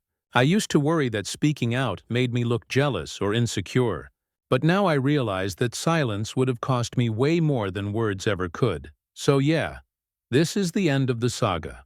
Kyle's gone, Jessica's on the sidelines, and Amanda and I are closer than we've ever been. It wasn't clean, and it wasn't pretty, but it feels real. And for the first time in months, I'm not looking over my shoulder waiting for the next boundary to be crossed. I'm just here with her in peace. Stories number 7. My boyfriend of nearly 4 years says my new sleep schedule has made me boring. I never thought something as simple as going to bed earlier could cause this much conflict. But apparently here we are. I'm 21. My boyfriend Tyler is 21. And we've been together since we were seniors in high school. We've been through a lot. College applications, moving out of our parents' houses, starting jobs, all that. I honestly thought we had a strong foundation. But lately, it feels like something small is turning into something much bigger. And I don't know how to handle it. So here's the background. Last semester I was a mess. I was pulling all-nighters constantly, either finishing assignments or just hanging out with friends until sunrise, then crashing for half the day and waking up groggy. It wrecked me. I felt anxious all the time. I gained weight, my skin broke out, and my grades were slipping. My roommate at the time, Megan, basically staged an intervention and told me I needed to get my act together. Over winter break, I made a commitment to myself. No more staying up until 3 a.m. For no reason, I wanted to start waking up earlier, eating breakfast, working out a little, and just having more structure in my life. And honestly, it's been amazing. I've been going to bed around 11, waking up at 7:30, and I feel like a completely different person. I'm calmer, more productive, and even my professors have commented that I seem more engaged in class. Megan told me the other day that I seem lighter, but Tyler hates it. He's always been more of a night owl, even in high school. He'd stay up gaming with his friends until 2 or 3 in the morning. Back then, I was kind of on his schedule, so it worked. We'd talk on FaceTime late into the night, or we'd hang out in his car until curfew and then text until we fell asleep. Even in college, for the first couple years, we both stayed up late. Sometimes we'd go out with our friends. Other times we'd just binge-watch shows until the sun came up. Now, though, when I say I need to leave his apartment by 10:30 so I can get home and wind down, he acts like I just insulted him. He rolls his eyes and says, "God, you're so boring now." Or if I yawn when we're watching a movie at midnight, he'll pause it and say, "Why even bother if you're just gonna fall asleep?" He keeps making these little digs that sting way more than I think he realizes. The worst was last weekend. Tyler invited me to hang out with him, his roommate Chris, and their friend Brandon to play Mario Kart and drink. I said yes, but told him ahead of time that I'd probably head out around 11:30. He said fine. But once I got there, it was like he was on a mission to prove I was no fun anymore. He kept joking in front of his friends about how I'd turn into a pumpkin at midnight, or how I was basically a grandma trapped in a 21-year-old's body. Everyone laughed, and I laughed too, but it hurt. Around 11:15, I reminded him I was going to leave soon, and he groaned. "See? This is what I mean. You used to be cool. I left early, feeling like absolute crap." The next day, I texted him that his comments weren't funny to me, and that they made me feel like he doesn't respect my choices. He called and said I was overreacting, and that he was just joking around. But then he added, "You have to admit, you are less fun now. All you do is go to class, sleep early, and talk about meal prepping." That crushed me. Because I'm not trying to be boring, I'm trying to be healthy. And part of me wonders if he only liked me when I was reckless, staying up until 4 a.m. and running on caffeine and vibes. It's not like I never do fun things anymore. I still go out to parties sometimes. I still hang out with our friends. I still spend the night at his place once or twice a week. But he keeps comparing me to the version of myself from 2 years ago, and it feels unfair. The other day, I was venting about this to Megan, and she said, "Tyler's just mad that you're growing up faster than he is." That hit me hard, because maybe she's right. Maybe he's clinging to that chaotic lifestyle, while I'm realizing I don't want to live like that anymore, but then I feel guilty because I love him. He's been with me through so much, and when it's good, it's so good. He can be funny and caring and sweet. But when he makes those comments, I start wondering if he actually respects me or if he just wants the old version of me back. Last night we had a huge fight about it. He wanted me to stay over and watch a new show with him and Chris. It was already past 10:30, and I had an early class the next morning. I said I'd watch one episode, but then I had to go halfway through. I started yawning and he snapped. He paused the TV and said, "Why are you even here? You're just gonna leave anyway. I miss the girlfriend who actually wanted to spend time with me." I told him I do want to spend time with him, but that doesn't mean I have to wreck my sleep schedule every time. He shot back, "It's just sleep, not a religion." That was the first time I didn't cry. Instead, I just stood up, grabbed my bag, and said, "I'm not doing this anymore." Then I left. He texted me later saying he was sorry, that he didn't mean it, that he just misses the way things used to be. But I haven't responded yet. Because honestly, I don't know what to say. I don't want to go back to the unhealthy version of me, but I don't know if Tyler can accept the healthier version either, and if he can't, then what does that mean for us? Update. My boyfriend of nearly 4 years says my new sleep schedule has made me boring. I wasn't sure if I should even write this, but a lot has happened since my last post and it feels too big to keep bottled up. The night I left Tyler's apartment after he told me sleep isn't a religion was a turning point. I thought maybe we'd cool off for a day or two and then talk it out, but it didn't go that way at all. The morning after, he texted me like nothing had happened, just a casual, "Hey, wanna grab lunch between classes?" I didn't answer right away, and about an hour later he sent, "Are you ignoring me now?" That made my chest tighten because I realized he wasn't really interested in talking about the fight. He just wanted things to reset without doing the work.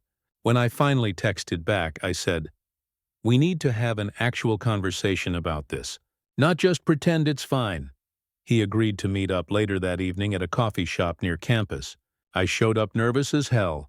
Tyler looked tired, like he hadn't slept well, which made me feel guilty for about 2 seconds until he opened his mouth. The first thing he said was, "So are you really going to break up with me over bedtime?" I blinked at him because, is that really what he thought this was about? I tried to explain that it's not about bedtime, it's about respect. About him constantly making me feel like I'm not enough unless I'm on his terms. He sighed, leaned back and said, "You've just changed so much. I don't even recognize you anymore." That stung more than anything. I asked, "What do you mean?" And he said, "You used to be spontaneous. You'd skip class with me, stay up all night, do stupid stuff just because it was fun. Now you act like you're 40. The way he said it, like being stable and healthy was some kind of character flaw, made me realize something. He doesn't want me. He wants the version of me that didn't know how to set boundaries, that ran myself into the ground just to keep up with him. I told him, "I'm not that girl anymore, and I don't want to be." He got quiet then, staring down at his coffee. For a second I thought maybe it was sinking in. But then he said, "So what? I just have to adjust to boring you?" That was when I started crying. Not because I was sad, but because I was angry. I told him, "Stop calling me boring. Stop making me feel like I'm wrong for wanting to take care of myself. If you think self-respect is boring, then maybe we don't want the same things." We sat there in silence for a long time. Eventually he said, "I don't want to lose you," I told him. "Then stop making me feel like I have to choose between you and myself." We didn't solve anything that night. I went back to my apartment and just sat on the floor with Megan while she rubbed my back and handed me tissues. She told me she could see this breakup coming for months. Even before I could, she said. "You've been outgrowing him. He just doesn't see it yet." The next week was weird. Tyler and I were technically still together, but I felt this giant wall between us. He'd text me memes or random stuff about his classes, but it felt shallow. Whenever I tried to bring up deeper conversations, he'd change the subject or make a joke. Then Friday rolled around, and he invited me to a party at Brandon's apartment. I didn't want to go, but part of me thought maybe it would help us reconnect. Big mistake. We got there around 9, and immediately Tyler was in his element. Loud, joking around, tossing back beers. I tried to keep up, but by 11 I was yawning. I told him I was going to call an Uber. He laughed loud enough for half the room to hear and said, "See? Grandma hour strikes again." I froze. Everyone laughed. And that was the moment I realized I was done. I didn't argue. I didn't even look at him. I just walked out, ordered my ride, and went home. When I got to my apartment, I blocked his number. I cried myself to sleep. But the weirdest part was that in the morning I felt lighter, of course. That wasn't the end. He showed up outside my building the next day, buzzing the intercom until Megan went down and told him to leave. He sent me a wall of texts from a different number, begging me to talk to him, promising he'd change. But when I finally read through them, all I saw was guilt-tripping. "After everything we've been through, you're really throwing it away? And you're seriously choosing sleep over us?" And that's when it hit me. This was never about sleep. This was about control. I spent nearly 4 years loving a guy who only loved the version of me that never said no. The second I started taking myself seriously, he decided I was boring, and I can't live like that anymore. So yeah, we're done. It hurts. But it also feels like breathing clean air for the first time in forever. I'm focusing on my classes, my routines, my friends. I even signed up for a 5K with Megan next month. And as much as it hurts to lose someone I thought was my future, I think I finally realized he was only my past. Final update. My boyfriend of nearly 4 years says my new sleep schedule has made me boring. It's been months since everything went down with Tyler, and I wanted to close this out because I feel like the story has actually reached its ending. When I wrote last time, I had just ended things with him, and was in that mix of heartbreak and relief. For a while, I felt like I was walking around with this invisible weight, wondering if I'd made the right choice. Tyler tried a few more times to get in contact. He sent me a long email about how he'd been reflecting and wanted to be better. I didn't respond. Then he tried messaging me through Chris's Instagram. That was the moment I knew blocking him was the right move. If someone has to crawl through side doors just to reach you, it's not love, it's control. I leaned on my friends a lot those first couple of weeks. Megan was basically my emotional bodyguard. She screened my calls when I didn't want to deal with anyone, dragged me to the gym when I just wanted to mope, and reminded me that moving on wasn't going to happen overnight. My brother, Aaron, called more often too. He lives in Denver and we don't talk a ton, but when I told him what happened, he said, "Proud of you, kiddo. Sounds like you picked yourself for once." That meant more to me than he probably realizes. About a month later, I saw Tyler for the first time since the breakup. It was at the library, of all places. He was walking out with Chris, and we locked eyes for maybe half a second. He gave me this small, almost sad smile, but I didn't stop. Neither did he, and that was that. Honestly, it was almost anticlimactic. After 4 years of being so entangled in each other's lives, our first interaction post-breakup was silence in passing. And strangely, I felt at peace about it. Since then, life has shifted in ways I didn't expect. With Tyler out of the picture, I've been putting all that energy back into myself. My grades shot up this semester. I've been running regularly and actually finished that 5K with Megan. Crossing that finish line felt like a symbol of something bigger, like I was running out of one version of myself and into another. Socially, I've also found out who my real friends are. Brandon and Chris sort of fell away after the breakup, which I expected. But other friends, people I didn't think I was that close to, stepped up.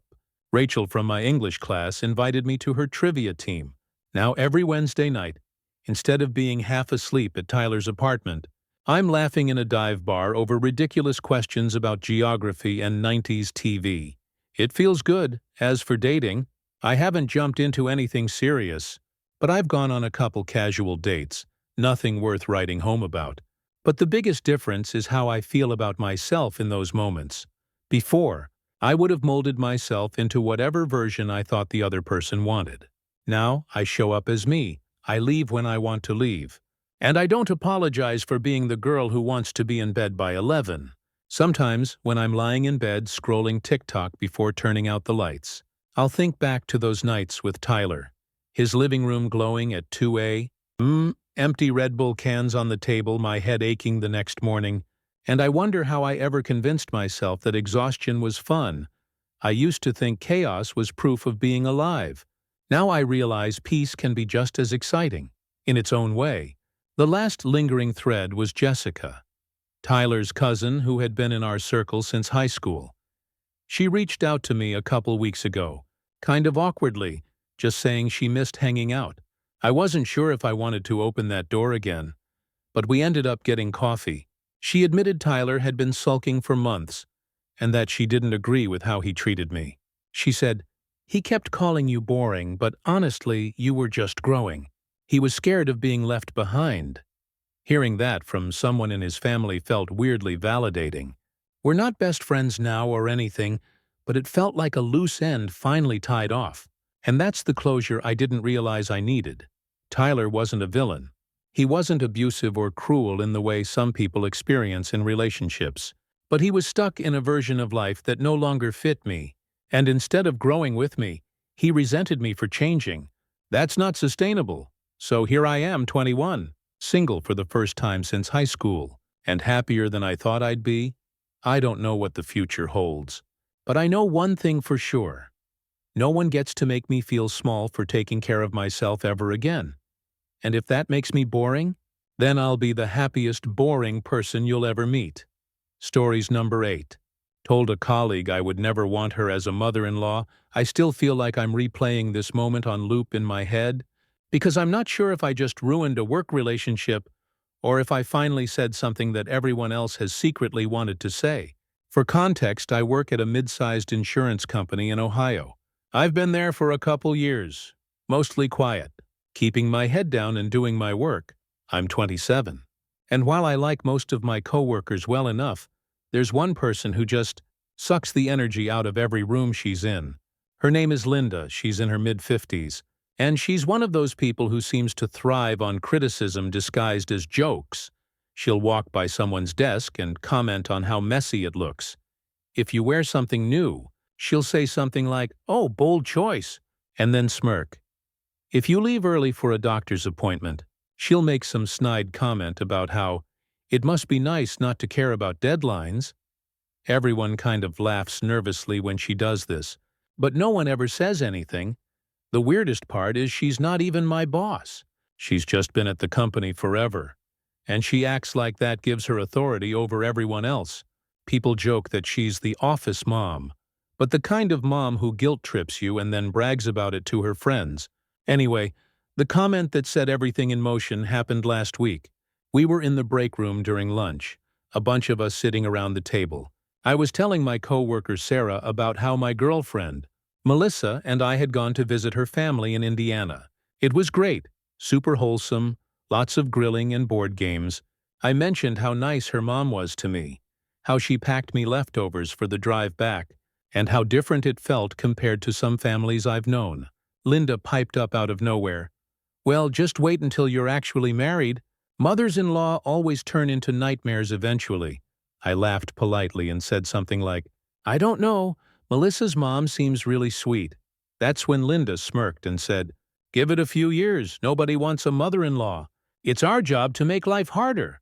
My son's girlfriends already hate me, but that's fine. Better they know what they're in for early." The whole table went quiet, like uncomfortable quiet. She was clearly proud of herself for saying it. But everyone else looked down at their food, and I don't know what got into me. But I just blurted out, "Honestly, Linda, I would never want you as a mother-in-law." The words hung in the air like a bomb had gone off. A couple people literally choked on their drinks. Linda's face went red. "Like red," she said. "Excuse me?" And I just doubled down. I said, "I mean, the way you talk about it, it sounds like you enjoy making people miserable. That's not funny to me. If Melissa's mom acted the way you describe, I wouldn't stick around." You could have heard a pin drop. Sarah's eyes were as wide as saucers. A guy from accounting, Mark, coughed into his sleeve like he was trying not to laugh. Linda just glared at me, stood up, and walked out. Didn't say another word. The rest of the table kind of sat there stunned. Then Sarah leaned over and whispered, "Oh my God, I can't believe you said that." But she was smiling when she said it. Mark finally let out this half snort, half laugh, and said, "Honestly, someone needed to." The rest of the day was awkward. Linda avoided me completely. Normally she stops by my cubicle to make some comment about my coffee mug or my posture, but she just walked past without looking at me.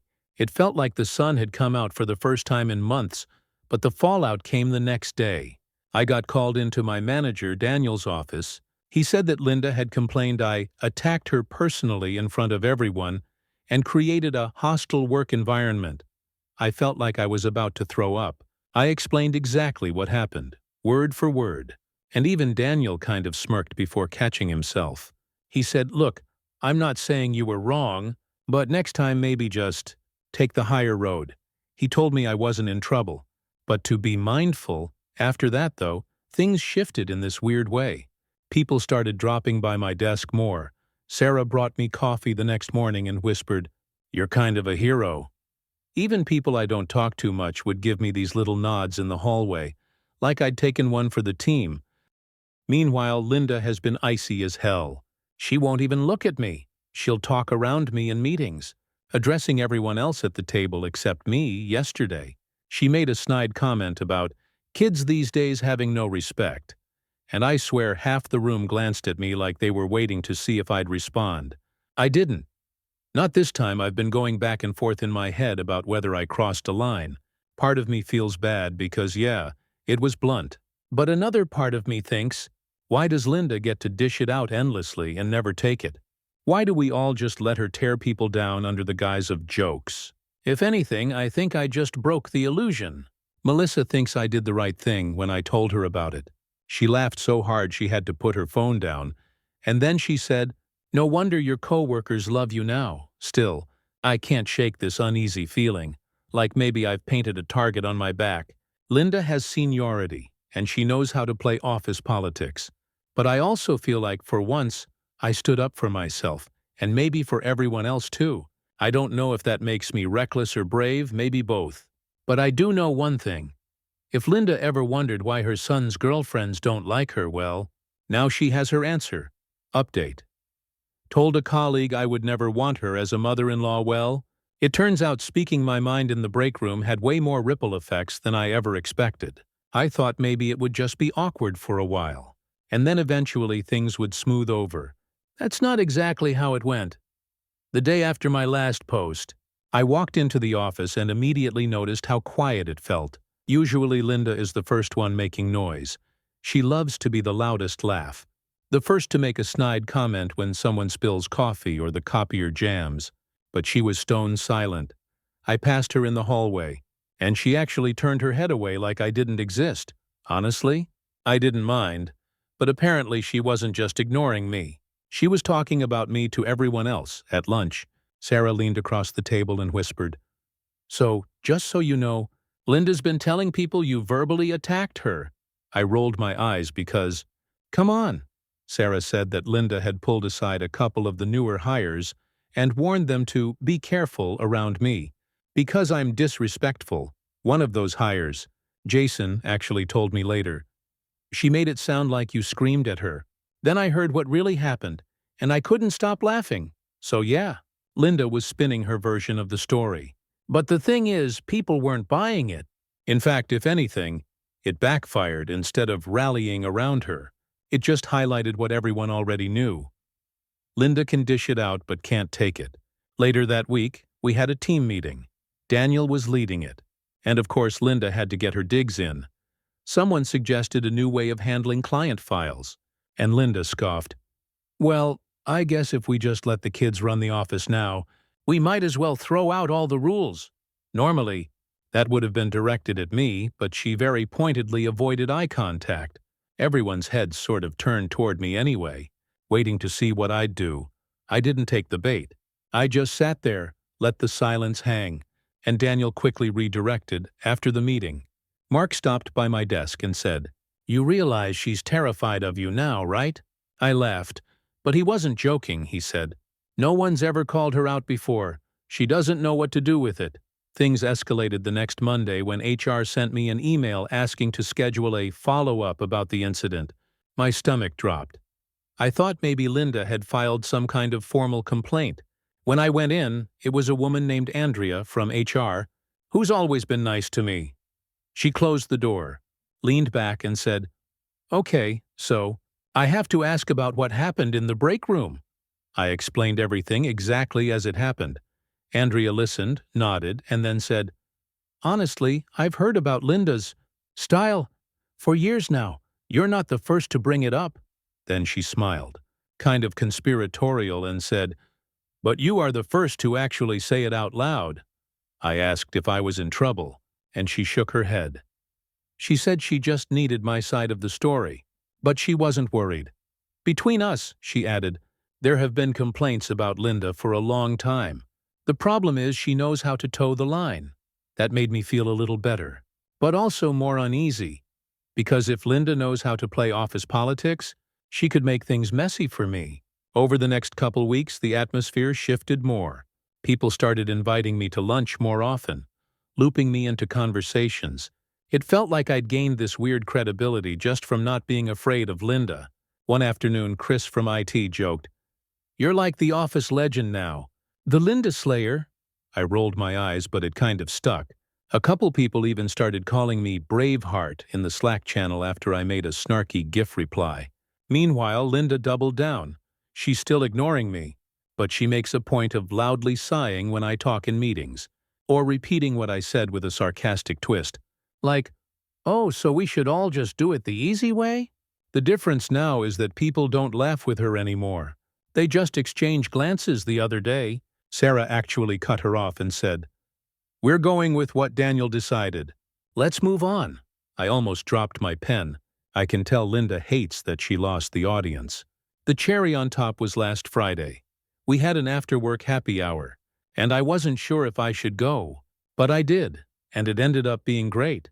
People were relaxed, joking, and for once Linda wasn't there holding court. At one point, Jason raised a glass and said, "To the day someone finally said what we were all thinking." Everyone laughed and clinked glasses, and I could feel my face turning red. But I also felt this wave of relief. I don't know where this will go from here. Part of me is worried Linda's going to keep trying to undermine me in subtle ways. But another part of me feels like I cracked something open in the office that can't be put back. People don't look at her the same way anymore, and honestly, I don't look at myself the same way either. For the first time in a long time, I feel like I have a voice, and it's louder than her smirk. Final update. Told a colleague I would never want her as a mother-in-law. I didn't think this situation would drag on for months, but here we are, and honestly, I think this will be the last time I post about it. Because what happened recently feels like the actual end of the chapter. Things with Linda didn't magically get better after the last update. If anything, they got colder. She avoided speaking to me directly unless she absolutely had to, and even then it was with clipped one-word responses. She still made her little comments, but less often now, and when she did, the room didn't play along anymore. You could tell she was trying to fish for her old control, but the hook was rusty. At first I was relieved. Then I realized she'd switched tactics. Instead of being openly snide, she started working behind the scenes. She'd forget to copy me on emails. She'd make changes to documents I'd prepared and then claim she didn't know I'd already done the work. She started going directly to Daniel with concerns about projects I was on, which of course trickled back to me. It was exhausting, like death by 1,000 cuts. I didn't want to run to HR every time she pulled one of these stunts, because then I'd look like I couldn't handle myself, but it was obvious what she was doing. The turning point came in a quarterly review meeting. We were all gathered in the conference room going over metrics, and Daniel asked me to present part of the report I'd put together. I was maybe 5 minutes into explaining when Linda interrupted, loudly. "Actually, that's not quite accurate," she said, flipping through her copy of the report. "The numbers she's quoting don't add up." You could feel the air shift. She'd been waiting for this moment. But here's the thing. I knew she was wrong. I had double-checked that report until my eyes blurred. So I calmly said, "Can you point out where?" She hemmed and hawed, trying to shuffle papers, and finally jabbed at a section. Daniel leaned over, squinted, and then looked up at her. "Linda, that's last quarter's data. She's presenting the updated numbers." The silence after that was brutal. People were exchanging glances again, but this time there wasn't even nervous laughter to soften it. Linda's face went red, the same way it did the day in the break room, and she muttered something about misprints before going quiet for the rest of the meeting. Afterward, Andrea from HR called me into her office. My heart dropped, thinking Linda had gone running again. But instead, Andrea closed the door and said, "I wanted to give you a heads up. We're opening a formal review into Linda's behavior." I just sat there, stunned. Andrea explained that Linda had been the subject of multiple complaints over the years, but my situation had pushed things into the spotlight. People had started coming forward after they saw how Linda treated me. It wasn't just me. It was interns, junior employees, even a couple peers. The company finally had enough documented incidents to justify looking at her conduct seriously. Fast forward a few weeks and Linda is gone. Not fired exactly, but she decided to pursue other opportunities. You don't have to be a genius to read between the lines. One day she was there, shuffling around the office with her usual superiority, and the next her desk was cleaned out. The atmosphere after she left was surreal. Lighter, people literally laughed more, meetings ran smoother. Even Daniel, who usually tries to stay neutral, cracked a joke one morning about how quiet the office was without constant commentary. I won't lie. Part of me felt guilty, like I'd been the one to light the match that finally burned her bridge. I don't like the idea of someone losing their job, especially when she'd been at the company so long. But then Sarah reminded me of all the people Linda had made miserable for years, and how it wasn't just me. She created a toxic environment for everyone. Sarah said, "You didn't ruin her career." She did. Melissa was even blunter about it. When I told her the news, she said, "Good. Now maybe you'll actually enjoy going to work." She wasn't wrong, and me? I feel different, stronger. Before all this, I was the kind of person who kept my head down, avoided confrontation, and just waited for things to blow over. But standing up to Linda, accidentally even, showed me I don't always have to swallow things just to keep the peace. Sometimes peace isn't worth keeping if it means letting someone else run you over. Weirdly, people at work treat me like a leader now. I'm not a manager, but I've had coworkers ask me to sit in on project meetings just because they like the way I handle things. I never expected that. So yeah, it's been a roller coaster. It started with one impulsive comment in the break room and ended with a woman who'd terrorized the office for years finally being held accountable. And I guess the biggest lesson for me is that sometimes the thing you're most scared to say is the thing that changes everything. If Linda ever reads this somehow, I hope she finds a place where she doesn't feel the need to tear people down to feel important. But as for me, I'm moving forward. Lighter than ever, Stories number 9 caused a car accident. Wish it had killed me. I've been sitting on this for weeks because I don't know who I am anymore. I don't even know if posting it here will help. But at least maybe I'll stop running the crash through my head like some movie I can't turn off. It was 3 Fridays ago I had stayed late at work. Like I always do, I'm 29, work in logistics at a warehouse in Pennsylvania. It had been a brutal week. Inventory issues, a last-minute audit. My manager, Derek, breathing down my neck about shipments being delayed. I left the office around 8:30 p.m., exhausted and angry at myself for letting the job consume me. It was pouring rain. I remember how heavy the water felt on the windshield, the way the wipers couldn't quite keep up. I called my best friend Jessica on speaker just to have a voice in the car. She picked up half asleep and asked why I was driving so late. I told her I was fine. I wasn't. There's a stretch of Route 19 just outside town where the road dips under an overpass and curves right. Locals know it floods easily, but I'd driven it 100 times before. I thought I was careful, I wasn't speeding. At least not much. Maybe 45 in a 40. But with the rain and the slick road, it was too fast. As I came around the curve, a small silver sedan pulled out from a side street. They must have thought they had time. Maybe they didn't see me because of the rain. I hit the brakes and hydroplaned. The world went silent, then loud. My car spun sideways and slammed into theirs with a sound like metal screaming. I still hear it in my sleep.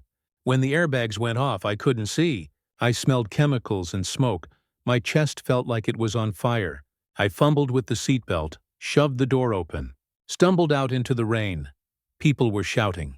A guy from a pickup behind us ran over and yelled to call 911.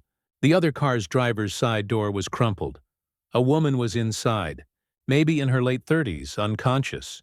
A child in the back seat was crying hysterically, strapped into a booster. My stomach dropped. I remember yelling, oh my God," over and over like a broken record. The man from the pickup, later I learned his name was Travis, got the back door open and unbuckled the kid. He handed her to me. She clung to my neck. Sobbing, I just held her, shaking until the paramedics arrived. The whole scene is a blur of flashing lights, rain, and shouting. I gave my statement to a state trooper named Officer Hall. He asked me if I'd been drinking. I hadn't. He asked me if I was texting. I wasn't. He wrote things down on a clipboard while I stared at the ground and tried not to vomit. They loaded the woman into an ambulance. I kept asking if she was okay. Nobody would tell me anything. Another officer guided me back to my car, which looked like a crushed soda can, and told me to sit. My hands were shaking so badly I couldn't even hold my phone to call Jessica back. Hours later at the hospital, they released me with bruised ribs and a sprained wrist. The little girl's father showed up while I was still there. He didn't yell at me. He didn't even look at me. He just walked past with this hollow face I'll never forget. A detective called me the next morning. The woman had survived, but she was in surgery for internal injuries. The little girl was okay physically, but shaken. The detective said the crash would be investigated, but from the initial report, it didn't look like I'd committed a crime. It's just an accident, he said. Like that was supposed to make me feel better. It didn't. I haven't been back to work since. Derek emailed once to ask about my recovery. HR called to offer unpaid leave. Jessica's been staying over some nights because she's worried about me. Melissa from my building, she's the neighbor who usually just nods at me in the hallway, brought over a casserole like we're in some sad movie. Everyone's trying to be kind, but I feel like I'm underwater. The nightmares are the worst. I wake up gasping, thinking I hear that metal sound again. Sometimes in the dream the little girl isn't crying. She's screaming. Sometimes the woman dies in my arms. Sometimes I die instead. Those are the only dreams that give me relief. I've replayed every second in my head. If I'd left work 5 minutes earlier, if I'd slowed down more, if I'd taken the long way home. I know everyone keeps telling me it's not your fault. It was an accident. But I was behind the wheel. My car hit theirs. The little girl was crying in my arms because of me. Last week, Officer Hall called with an update. The woman, her name is Amanda, was out of intensive care. She would recover, though it might take months. No charges were being filed, he said it again. Just an accident, I thanked him. Then I hung up and sat on my kitchen floor and cried so hard I couldn't breathe. I don't even know why I'm writing this here except that I can't say it out loud. Not to Jessica, not to my parents, not to anyone. All I can think is how one stupid curve on a rainy night changed everything. And how, in the seconds after it happened, I wished I'd been the one who didn't wake up. I'm in therapy now. The first session was last Monday. The therapist, her name's Dr. Claire Reynolds, told me survivors of accidents often feel this crushing guilt even when they aren't at fault. She said it might take time, but it will ease. I nodded. I didn't tell her I don't think I deserve for it to ease. Every day I drive past that curve. My car was totaled, but I still drive a rental. I slow down to 20, watch the water pooling at the edges, and imagine the headlights of a silver sedan. My hands shake on the wheel. Sometimes I pull over and just sit there. I don't know what redemption looks like for something like this. Maybe it's time. Maybe it's helping Amanda and her daughter somehow. Though I don't know if they'd even want to see me. Maybe it's nothing. All I know is that night broke me. And I'm still here, which feels like the cruelest part. Update. Caused a car accident. Wish it had killed me. I wasn't sure I'd ever write again after that first post. But something happened that shook me enough to sit down and spill it here. Since the crash, my life has been split into before and after before. I was just another guy with a job I didn't like and vague plans for the future. After, every day feels like it's marked by this one violent moment I can't undo. I go to therapy once a week with Dr. Reynolds, and she keeps telling me healing is a process, not a straight line. Most days, though, I don't believe her. The guilt is still there like a weight on my chest, but it's been joined by something I didn't expect. Silence. When you cause a crash, people don't know what to say to you. My parents call and ask if I'm doing okay. Jessica checks in constantly, sometimes too much, like she's afraid I'll vanish if she doesn't. Melissa from across the hall still brings food, and I can tell she's trying to be neighborly, but I hate that she looks at me like I'm fragile glass. The real twist came last week. I got a letter in the mail. I almost threw it away because the envelope looked like another insurance notice. But when I opened it, my hands went numb. It was from Amanda. Her handwriting was careful, kind of shaky but legible. The first line said, "I heard you've been asking about me." My heart stopped. I had asked Officer Hall about her recovery once, but I never imagined she'd know about me. Or worse, want to contact me. She wrote that she'd been in the hospital for almost 2 weeks, multiple surgeries, but she was home now. She wrote that her daughter, Emma, was bouncing back faster than she was. Then she said the thing I wasn't prepared for. "I don't blame you."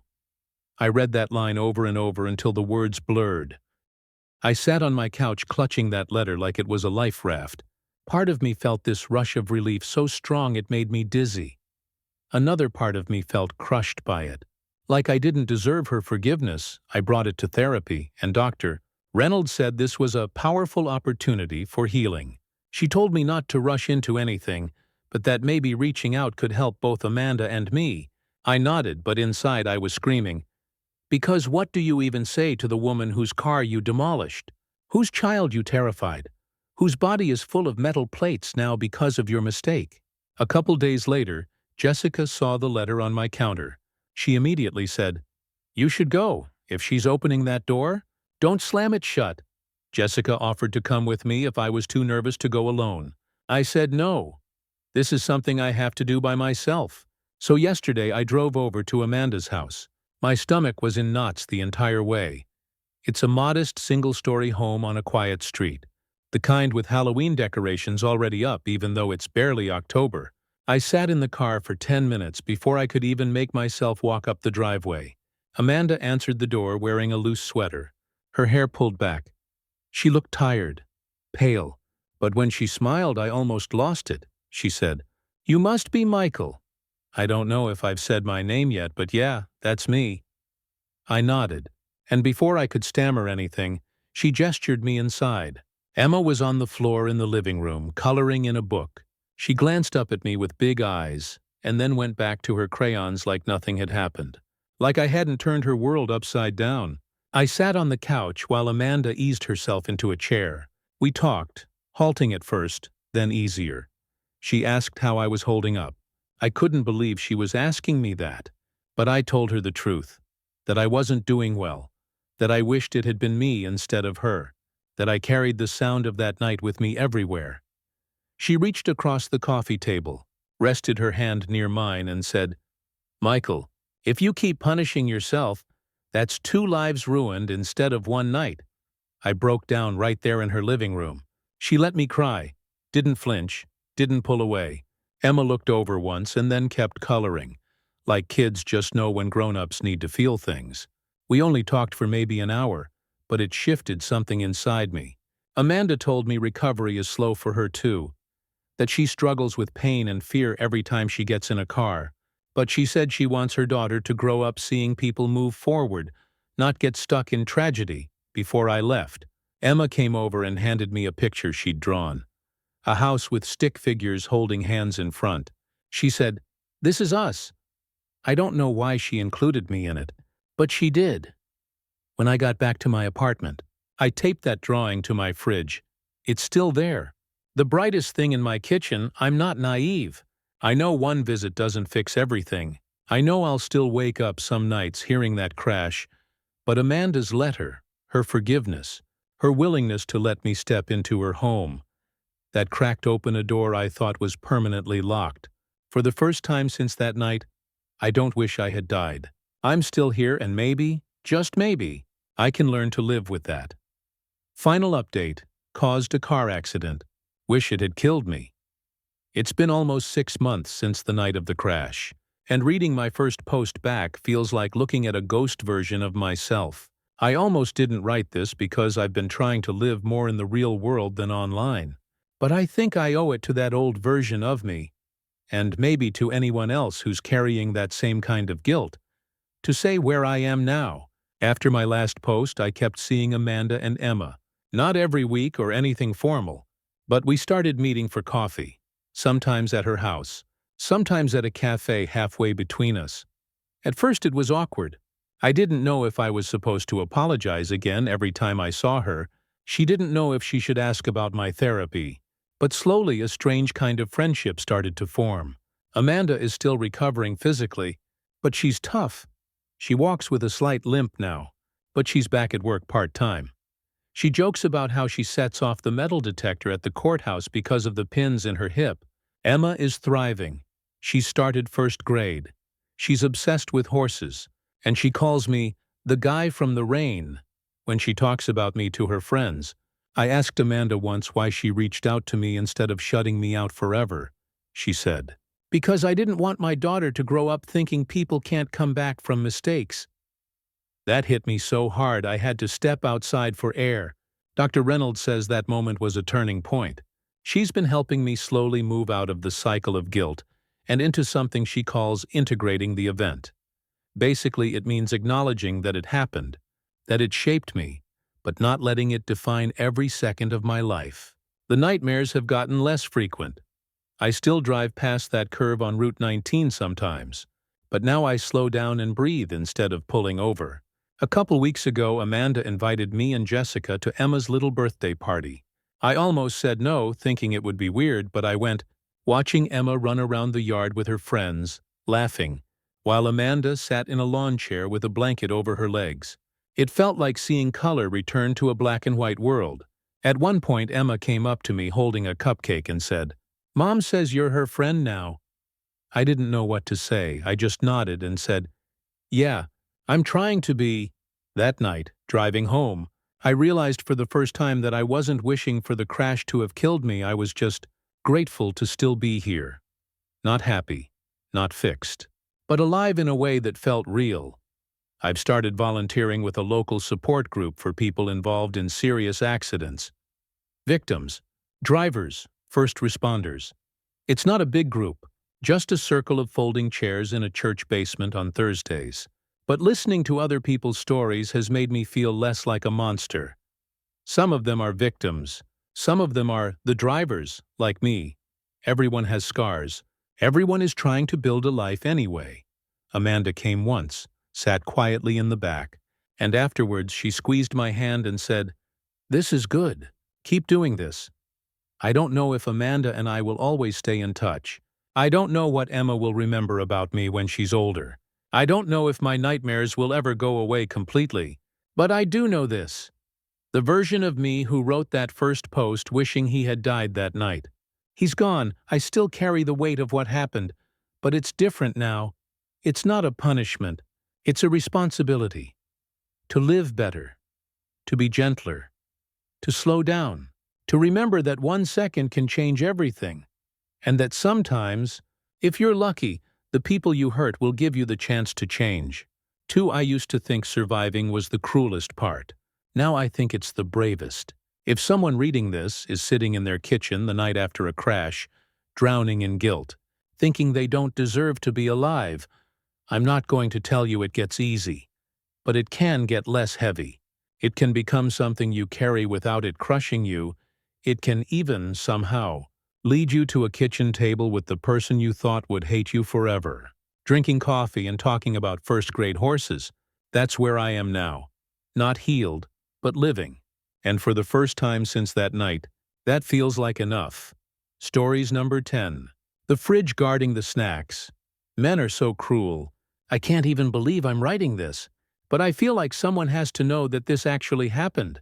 Honestly, it still feels surreal and also infuriating, so a little background. I'm 25, living in Philadelphia, renting a 2-bedroom apartment with my boyfriend. Nathan, we've been together almost 3 years. He's great in many ways, funny, smart, loyal. But I've come to realize he has a serious problem with snacks, like a borderline obsession, and by obsession, I mean men can be so cruel when it comes to food. It all started about 2 weeks ago. I had gone grocery shopping, bought a few things for the week, eggs, some milk, vegetables, and, crucial, the snack aisle. A pack of chocolate-covered pretzels, a tub of caramel popcorn, a bag of kettle chips. Nothing fancy, nothing expensive, but enough that I thought we'd have treats throughout the week. That evening, Nathan came home after work, smelling like pizza grease from the slice he grabbed on the way. I greeted him in the kitchen, started putting groceries away. That's when I noticed it. He was staring at the fridge. Not a glance, like normal. I'm talking full-on, menacing. Murder-level stare at the snack shelf. Hi, I said nervously. He didn't answer. He just reached in, grabbed a bag of chips, shook it, sniffed it like it was evidence in a crime scene. I laughed. Nathan, relax. They're for everyone. He froze, bag in hand. Then, slowly, like some villain in a horror movie, he said, No, not everyone. And that was the start of what I now call the fridge guarding era. For the next 3 days, every time I went near the fridge, he would appear out of nowhere, arms crossed, blocking me from the snacks like a human barricade. If I dared to pick up a bag of chips or open the popcorn, he would sigh dramatically and mutter, Those are mine. Don't even think about it. At first I tried to joke, What? You paid for them, treasure them, you can have them all. He looked offended, like I had insulted his lineage. No, he said firmly. I bought them for the both of us, but they're for me first. I laughed nervously, thinking he was joking. But no, he wasn't. By day 5, it escalated. I came home after work, tired, ready for a snack, and Nathan had literally built a snack barrier in front of the fridge. Chairs. A small ottoman. He was sitting behind it with a laptop, typing furiously as if he were guarding Fort Knox. What the hell are you doing? I asked. I'm protecting the snacks, he said, completely serious. I stared at him, blinking. The snacks? Nathan, are you okay? Perfectly fine. Don't touch anything. Not the pretzels, not the popcorn, not the chips. I thought about calling someone. Maybe the landlord. Maybe a therapist. But before I could, he leaned back in his chair and looked at me with this intense, almost predatory focus. Men are so cruel, he said, shaking his head. But I have to protect what's mine. By the weekend, it became a full-blown psychological war. He labeled each snack with masking tape and a Sharpie. Nathan's caramel popcorn. Nathan's pretzels. Nathan's kettle chips. If I accidentally touched one without asking, he would groan loudly, dramatically, and give me the look of disappointment, betrayal, horror. I tried reasoning. Nathan, we live together. Snacks are communal. No, he said, pointing to the labeled snacks. Communal is a lie. Communal is cruelty. I will not allow it. I started hiding snacks in random drawers, some in the bedroom, some under the couch. He somehow always found them.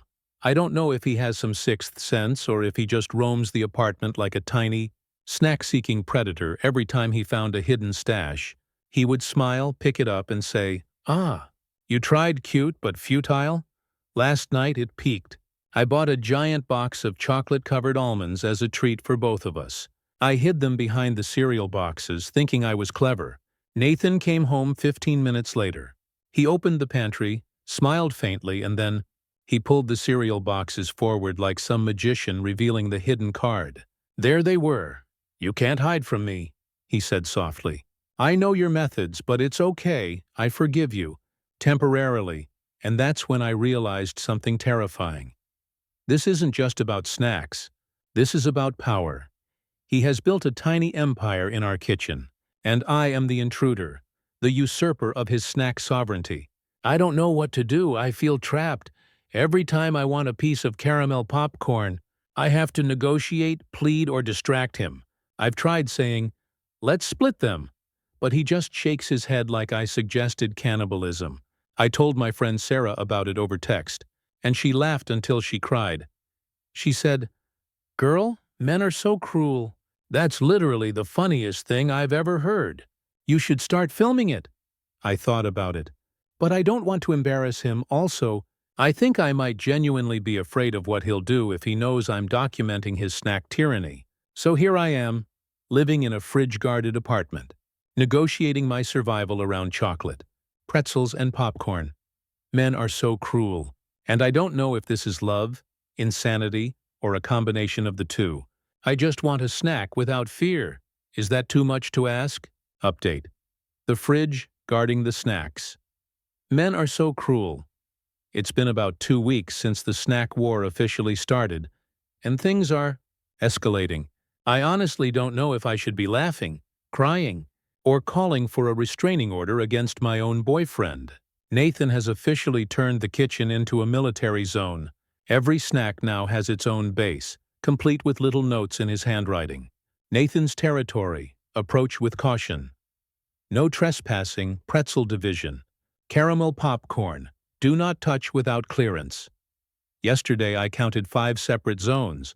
There are actually security measures. A chair propped up in front of the fridge like a barricade, a small broom set at the pantry entrance like a trap, and his laptop open on the counter, where he sits as the command center. I tried to reason with him again. "Nathan, it's just snacks. This is ridiculous." "No," he said, eyes wide, shaking his head. "This is survival. If I let you have free access to the snacks, chaos will ensue. Men are cruel, yes, but I am crueler when it comes to snacks." He even set up a snack log on the fridge, a piece of paper where I have to write down what I took, when I took it, and how many pieces if I forget. He stares at me like I just committed treason last night. I absent-mindedly grabbed a pretzel without writing it in the log, and he sighed like the weight of centuries had fallen on his shoulders. I tried to hide snacks. This was my strategic counterattack. I put a bag of chocolate-covered almonds in the linen closet. He found them within 20 minutes. How? I don't know if he has a sixth sense, or if he's just watching me like a hawk all the time. He held up the bag triumphantly and said, "Nice try, but the almond division cannot be infiltrated." I've started involving other people. Sarah came over for a girls' night and I whispered, "Help me. This is insane." She laughed so hard she cried when she saw the barricade. She said, "This is actually historic, Snackgate. You need evidence." She filmed a 10-second clip of Nathan glaring over his laptop at the fridge like some kind of snack war general. She even suggested I post it online. I didn't. Not yet. The weirdest part is that he's not even mean about it. He's polite. He explains his actions with phrases like, "It's just protocol," or "It's necessary for operational integrity." He offers me snacks sometimes, but only if I follow the rules, sign the log, ask permission, and promise to eat slowly. Last night he handed me a single caramel popcorn and said, "This is a test. Do not fail. I honestly don't know if I should be impressed or terrified, and the worst part? I think I'm starting to respect the system. There's a strange order to the chaos. If I follow the rules, I get my snack. If I break them, there are consequences. Usually dramatic sighing, sad looks, or a lecture about how cruelty works in the snack ecosystem. I confided in Jessica yesterday over the phone. She laughed until she could barely breathe and said, "Girl, you're living with a snack dictator. This is amazing. You should write a book," I told her I might. The working title is The Fridge Guarding Era, a memoir of snacks and survival. At this point, I've given up trying to eat chocolate without approval. I now ask permission like it's a nuclear launch code. And Nathan, bless him, seems satisfied. He even smiled yesterday when I wrote down exactly how many chips I ate and signed it with a flourish. Sometimes I lie awake at night, thinking about the absurdity of it all. This is what love has become. Negotiating access to popcorn with a grown man? But then I think about how he's careful, how he offers me a piece if I follow the protocol. And I realize, maybe men are cruel, but maybe this is just his version of caring. It's twisted, yes, but it's his way of sharing the snacks. I don't know how long this will last. I don't know if it will ever end, but for now, I survive. I plan my attacks, I follow the rules, and I document everything, just in case this ever becomes a legendary case study in snack domination. And honestly, I've never been more vigilant, strategic, or terrified in my life. Men are so cruel. Final update: the fridge guarding the snacks. Men are so cruel. It's been about 2 months since the snack war started, and somehow, it has escalated into full-blown absurdity, I swear. If someone had told me I'd end up negotiating chip rations with a grown man while documenting a snack log like a military operation, I would have laughed in their face. But here we are. Nathan has now implemented what he calls snack security protocols. There's a tiered system. Tier 1 is the snacks he deems critical: chocolate-covered pretzels, caramel popcorn, kettle chips. Tier 2 is the snacks we can share freely but only under supervision. Tier 3 is miscellaneous, which I'm allowed to eat freely, but only when he's not watching. There's even a whiteboard in the kitchen where he tracks snack inventory with dates, amounts, and compliance scores for me. Yesterday, he gave me a gold star for taking exactly 2 pretzels instead of 3. I couldn't decide whether to laugh or cry. Jessica came over last weekend to witness the operation firsthand. She practically fell over laughing when she saw Nathan sitting on the counter with a laptop open, a folding chair blocking the fridge, and the snack log taped to the front of the fridge. "This is insane," she said.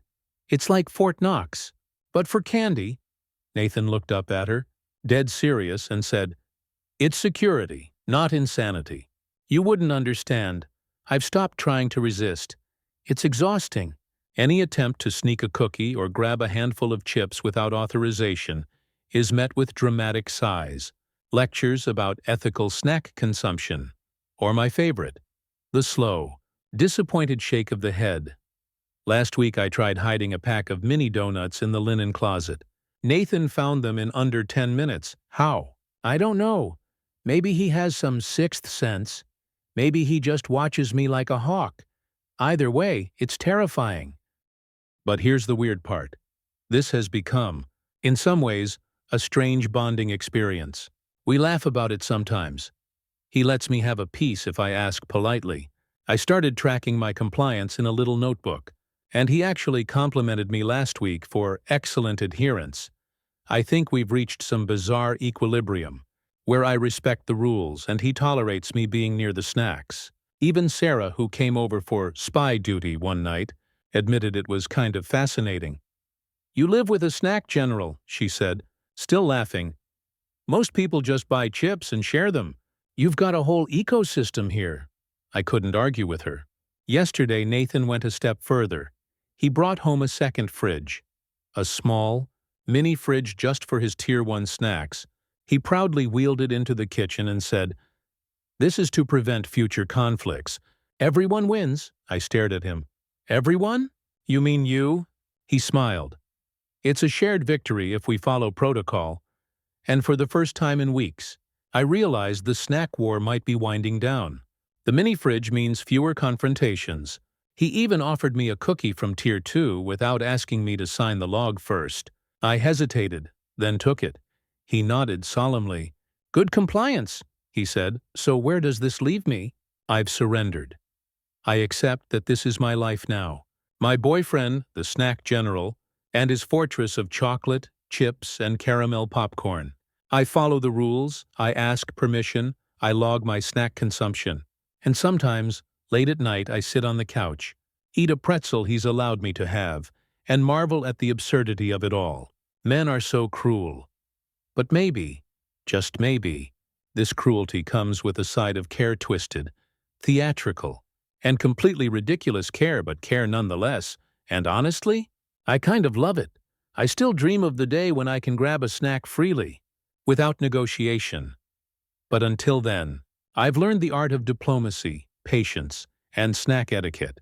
And if anyone ever asks me for survival tips in a snack siege, I'll have plenty of advice because after all, this isn't just about food, it's about love, patience, and learning to navigate the most ridiculous conflicts life throws at you, sometimes involving chocolate, caramel, and kettle chips.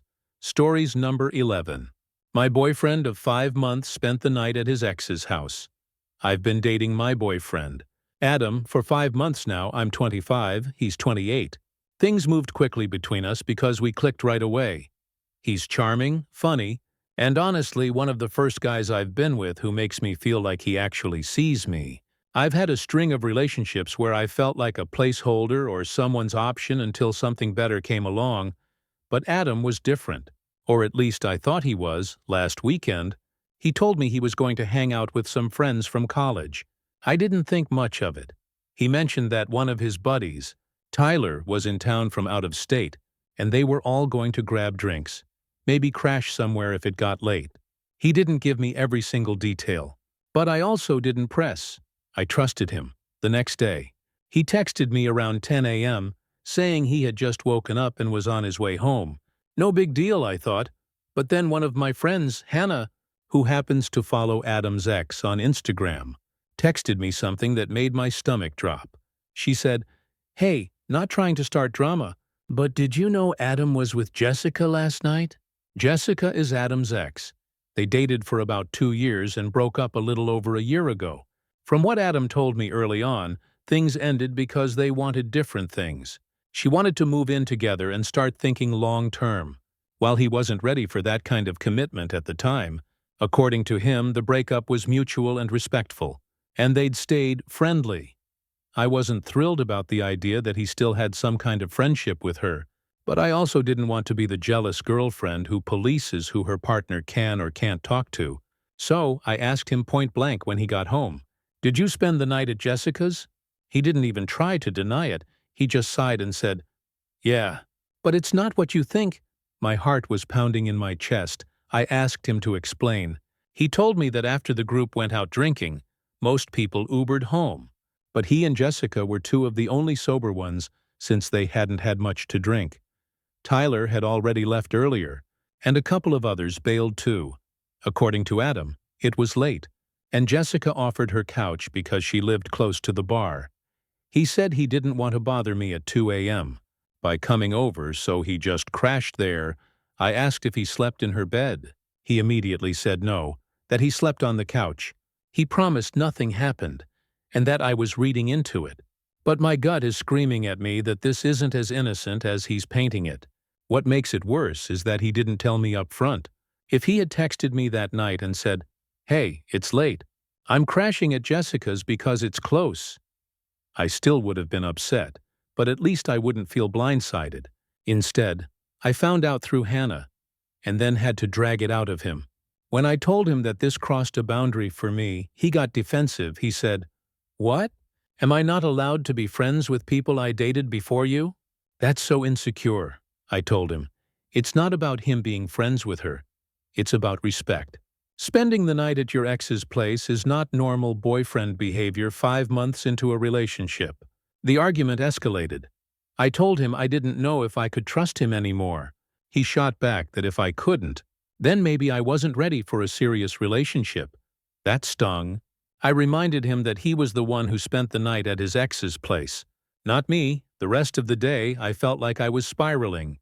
Hannah came over to talk it out with me, and she agreed that it was shady. She also reminded me that when someone says, "It's not what you think," 9 times out of 10, it's exactly what you think. Later that evening, Adam called me. He said he cared about me and didn't want to lose me over what he called a misunderstanding. He doubled down on the story that nothing happened, that it was just a couch crash, and that Jessica doesn't mean anything to him anymore. He swore he's with me, not her. But the thing that keeps bothering me is how comfortable he was doing it. Like, even if nothing physical happened, the fact that he thought it was okay, and didn't even think to mention it until I confronted him, says a lot about his boundaries. Or lack of them. I can't stop replaying it in my head. Him walking into her apartment, her offering him the couch, them talking, maybe reminiscing, maybe laughing about old memories, the intimacy of being in her space, even if they weren't physically together. It makes me sick to think about. I told him I need space to think about what I want. He seemed frustrated, but he agreed to give me some time. Now I'm stuck.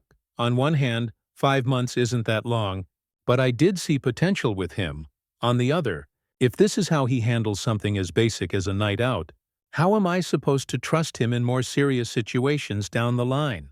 My best friend Rachel said flat out, "If you stay with him, you're teaching him that this kind of thing is okay." And she's right. But part of me still wants to believe him. Because I don't want to admit I made a bad call by trusting him so much so soon, I keep asking myself, am I overreacting?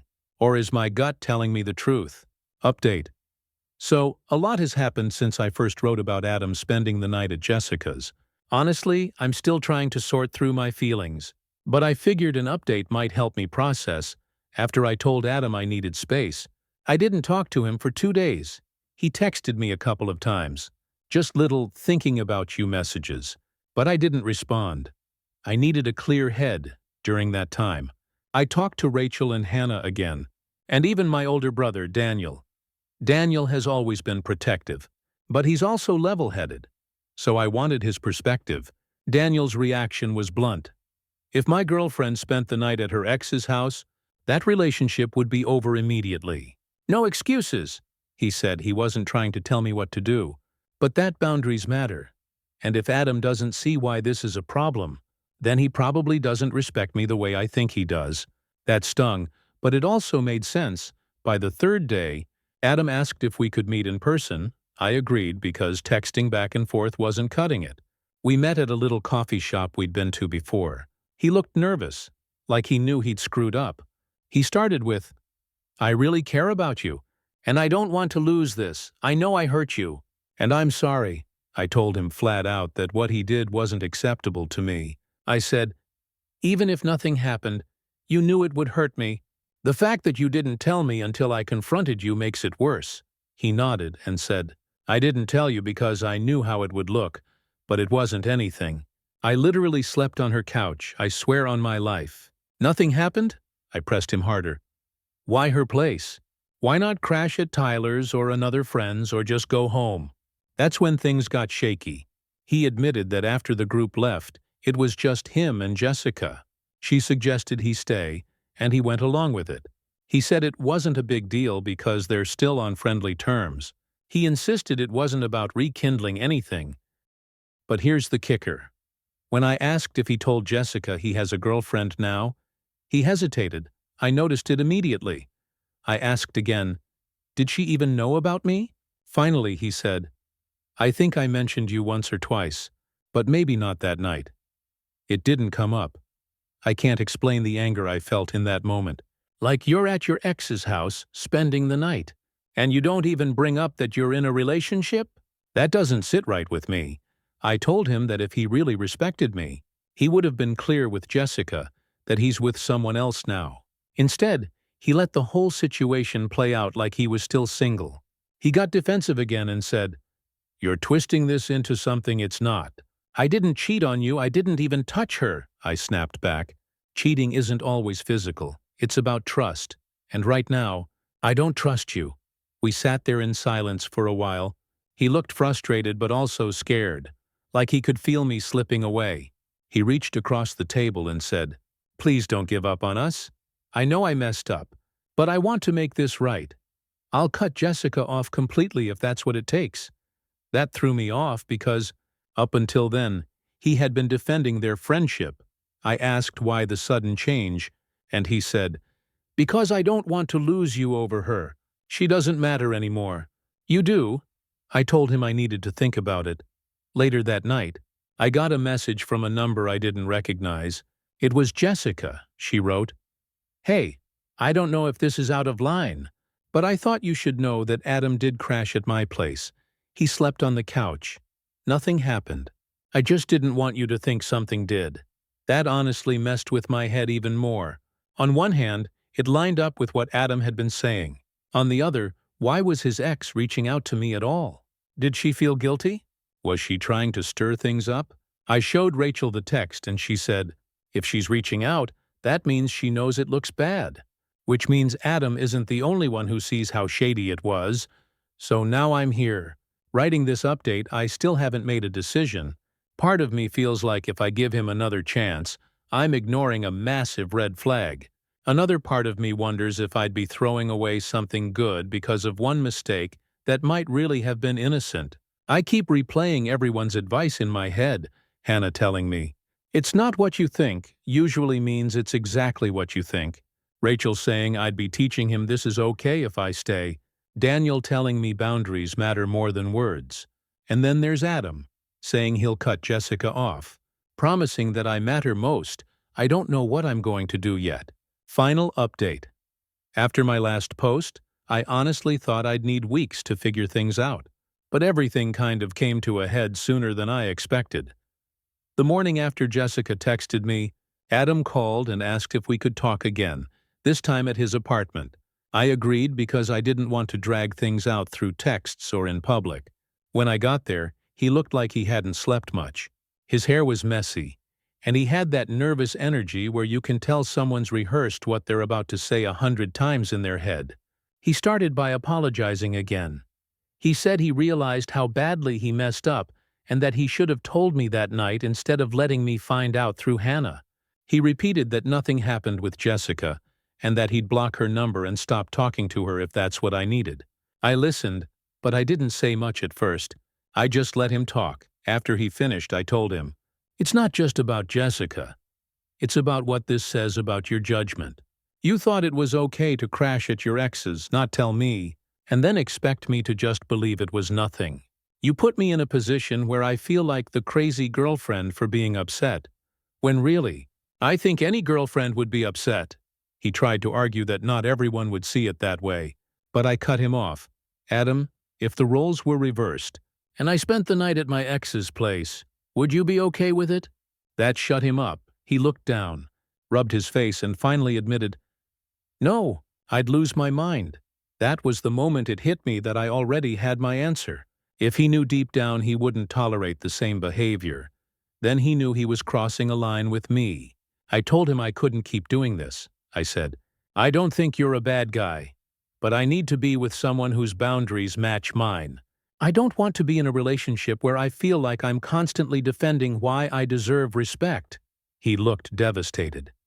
He asked me if this meant we were done, and I said yes, it wasn't dramatic. No yelling, no slammed doors, I just quietly got my things and left. As soon as I got into my car, though, I started crying, not because I regretted it, but because I had hoped so much that Adam would be different. It hurts when you realize someone you saw potential with isn't who you thought they were. That night, I went to Rachel's apartment and crashed on her couch. She handed me a glass of wine and said, "I know it hurts, but you made the right call." Hannah texted later saying she was proud of me for sticking to my boundaries. Even Daniel, who usually doesn't get too sentimental, called and told me, "Better to find this out at 5 months than 5 years. The thing that surprised me most came a couple of days later. Jessica reached out again. She sent a much longer message, saying she hadn't meant to cause problems but that she understood why I was upset. She admitted she and Adam hadn't fully closed the door on their friendship, but she realized it wasn't fair to me. She ended it with, "For what it's worth, I think you deserve better." I didn't respond. Honestly, I didn't know what to say. Maybe she meant well. Maybe she was easing her own guilt, but either way, I didn't need more involvement from her. It's been about 2 weeks since the breakup now. I won't lie, it still stings. I catch myself missing Adam sometimes, like when I'm driving past a restaurant we tried together, or when I hear a song he liked. But at the same time, I feel lighter. I don't have to question his choices anymore. I don't have to wonder if he's being honest. Rachel said something that really stuck with me. Trust isn't something you can rebuild by making promises. It's something you protect by not breaking it in the first place. Adam broke it, even if he didn't physically cheat. And once that trust was gone, I knew I couldn't go back. So that's where I'm at now, heartbroken but relieved, sad, but also kind of proud of myself for walking away before it got worse. I don't think Adam is a terrible person. I think he's just someone who hasn't fully grown up yet. And I don't want to play the role of teaching a grown man what respect looks like. That's not my job. For now, I'm leaning on my friends, spending more time with my brother, and focusing on myself. Maybe down the road, I'll laugh about how worked up I was over a guy I only dated for 5 months. But right now, I'm just taking it one day at a time. Stories number 13, Men Over 30. What's one unwritten rule about getting older that you wish someone told you in your 20s? I turned 31 a few months ago, and I've been thinking about this question a lot. I feel like I spent my entire 20s chasing things I thought mattered, only to hit 30 and realize there are these rules nobody really talks about until you're in the thick of it. Some of them I learned the hard way, and some I picked up from older guys in my life, friends, brothers, co-workers who kind of dropped their wisdom in passing, like they didn't even realize how valuable it was until I held on to it. One of the first things I wish I'd known is that your body will quietly start turning against you if you don't take care of it. In my 20s, I could eat pizza at midnight, polish off a six-pack, then wake up at 7 a.m. for work and still function. By 29, I noticed that just 2 beers gave me a headache, and eating greasy food late at night guaranteed I'd be up at 3 a.m. With heartburn, my buddy Matt, who's 34 now, warned me when we were like 27. He said, "Dude, trust me. Start stretching. Start taking walks. Start drinking water. Because once 30 hits, your body doesn't forgive you like it used to."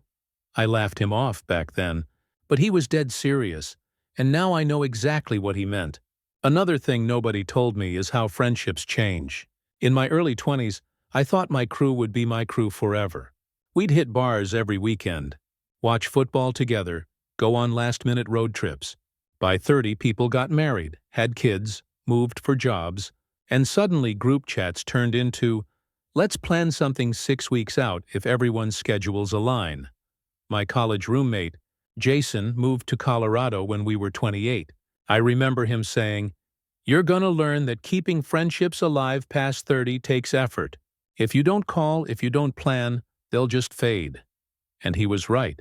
It's not that people stop caring, it's just that life gets full. Now, I have maybe 3 close friends I talk to regularly, and the rest are catch up once or twice a year people. I wish I'd realized sooner that's normal, not a failure. Work-life balance also looks different. My brother Steve is 6 years older than me, and when I got my first real job out of college, he told me, "You think grinding 60 hours a week makes you look ambitious? But it just makes you burnt out by 30. At the time, I wanted to prove myself. So I pulled all-nighters, skipped vacations, and said yes to everything now. I'm realizing he was right. I hit burnout hard at 29. My boss, Dan, who's in his 40s, pulled me aside once and said, "Nobody gives you a medal for dying at your desk. Take your time off. Go home at a reasonable hour. The work will still be there tomorrow." That stuck with me. If someone had told me that in my early 20s, I would have saved myself a lot of stress. Another unwritten rule I've learned is that health becomes preventative, not reactive. When I was 23, I only went to the doctor if something was wrong. Now I'm scheduling yearly checkups. I'm trying to keep an eye on blood pressure and cholesterol. My friend Chris, who's 33, had a health scare last year. He found out he had high blood pressure at a routine appointment, and he told me later, "If I hadn't gone in just for a checkup, I wouldn't have known until it got bad." That made me realize how much our 20s trick us into thinking we're invincible. Dating also changes in a way I wasn't prepared for. In my early 20s, relationships felt like something you stumbled into. Random parties, mutual friends, apps. But by 30, there's this shift. People are either settled down, divorced and figuring things out again, or very intentional about what they want. My coworker Mark, who's 37, told me, "In your 30s, You stop dating for fun and start dating for peace. That line hit me. In my 20s, I tolerated chaos because it was exciting now. The most attractive thing in the world is someone who's kind, communicates clearly, and doesn't make life harder than it has to be. Something else I wish I'd been told. Invest early. Even small amounts. My cousin Ryan is 35, and when we were 24, he was already putting $100 a month into a retirement account. I thought he was being overly cautious, like, why are you worrying about being old when we're just getting started? Now he's in his mid-30s with a solid financial cushion. And I'm catching up, he told me recently. It's not about being rich. It's about not panicking when something goes wrong. That's an unwritten rule. Stability matters way more in your 30s than being flashy. Oh, and this one might sound silly, but haircuts, skincare, and clothes matter. I used to roll out of bed, throw on whatever was clean, and call it a day. Now I notice when I look put together, people treat me differently. At work, on dates, even just in public, my friend Kevin, who's 32, swears by moisturizer and SPF. He started using it at 25, and you'd think he's younger than me. He always says, "It's not vanity, it's maintenance." I wish someone had told me in my 20s that it's easier to start small habits than try to fix the damage later. One last thing I'll say. Learn how to be okay with being alone. In my 20s, I hated quiet nights in. I felt like I was missing out if I wasn't doing something. But once 30 hit, I realized peace is underrated. My neighbor Tom, who's in his 50s, gave me advice once when I was stressed about being single for a stretch in my late 20s. He said, "The happiest men I know are the ones who like their own company. If you don't figure that out, you'll always depend on someone else to make you feel whole." That stuck with me. Now I actually enjoy reading at night, cooking for myself, or just sitting on the porch with a beer. So if I had to sum it up, your 20s are about trying everything, and your 30s are about realizing what actually matters. Health, friendships, peace, stability. Nobody tells you that, but those are the rules I wish I'd known. Final update. After posting about the unwritten rules of getting older, I ended up having some really good conversations with people in my life. It's funny how once you start talking about aging openly, men who usually keep things close to the chest suddenly have stories, regrets, and lessons they're more than willing to share. I think we just don't talk about it enough until someone brings it up. A couple of nights after I made that post, I grabbed dinner with my brother Steve. He laughed when I told him how many people resonated with the part about burnout. He said, "Yeah, you didn't want to hear it when you were 23, but look at you now, repeating my lines to strangers on the internet." He wasn't wrong. He also gave me a new one. After 30, you've got to budget energy the way you budget money. If you don't, you'll go broke in both. That hit me harder than I expected. I also caught up with my old roommate Jason over FaceTime. He's still in Colorado, married now with a kid on the way. I told him about how I wrote that friendships take effort, and he smiled and said, "See? I wasn't being dramatic." You learn quick that adult friendships are less about hanging out all the time and more about checking in. Even if it's just 5 minutes, you can love someone without seeing them weekly. That conversation made me feel better about the people I've drifted from. Distance doesn't erase connection. At work, my boss Dan actually brought up what I'd written when we were chatting after a meeting. He's in his 40s, and he said something that stuck. When you're young, you chase titles. When you're older, you chase time. I think that's the simplest way anyone has summed up the shift I've felt since turning 30. Time to rest. Time to be with people who matter. Time to live outside of a job. Health came up again when I had beers with Chris and Kevin. Kevin teased me because I finally bought moisturizer and SPF after making fun of him for years. Chris told us he started doing morning walks because his doctor said it's the easiest way to protect your heart. "It's not about being fit anymore," he said. "It's about being functional." He's right. None of us are chasing six-packs anymore.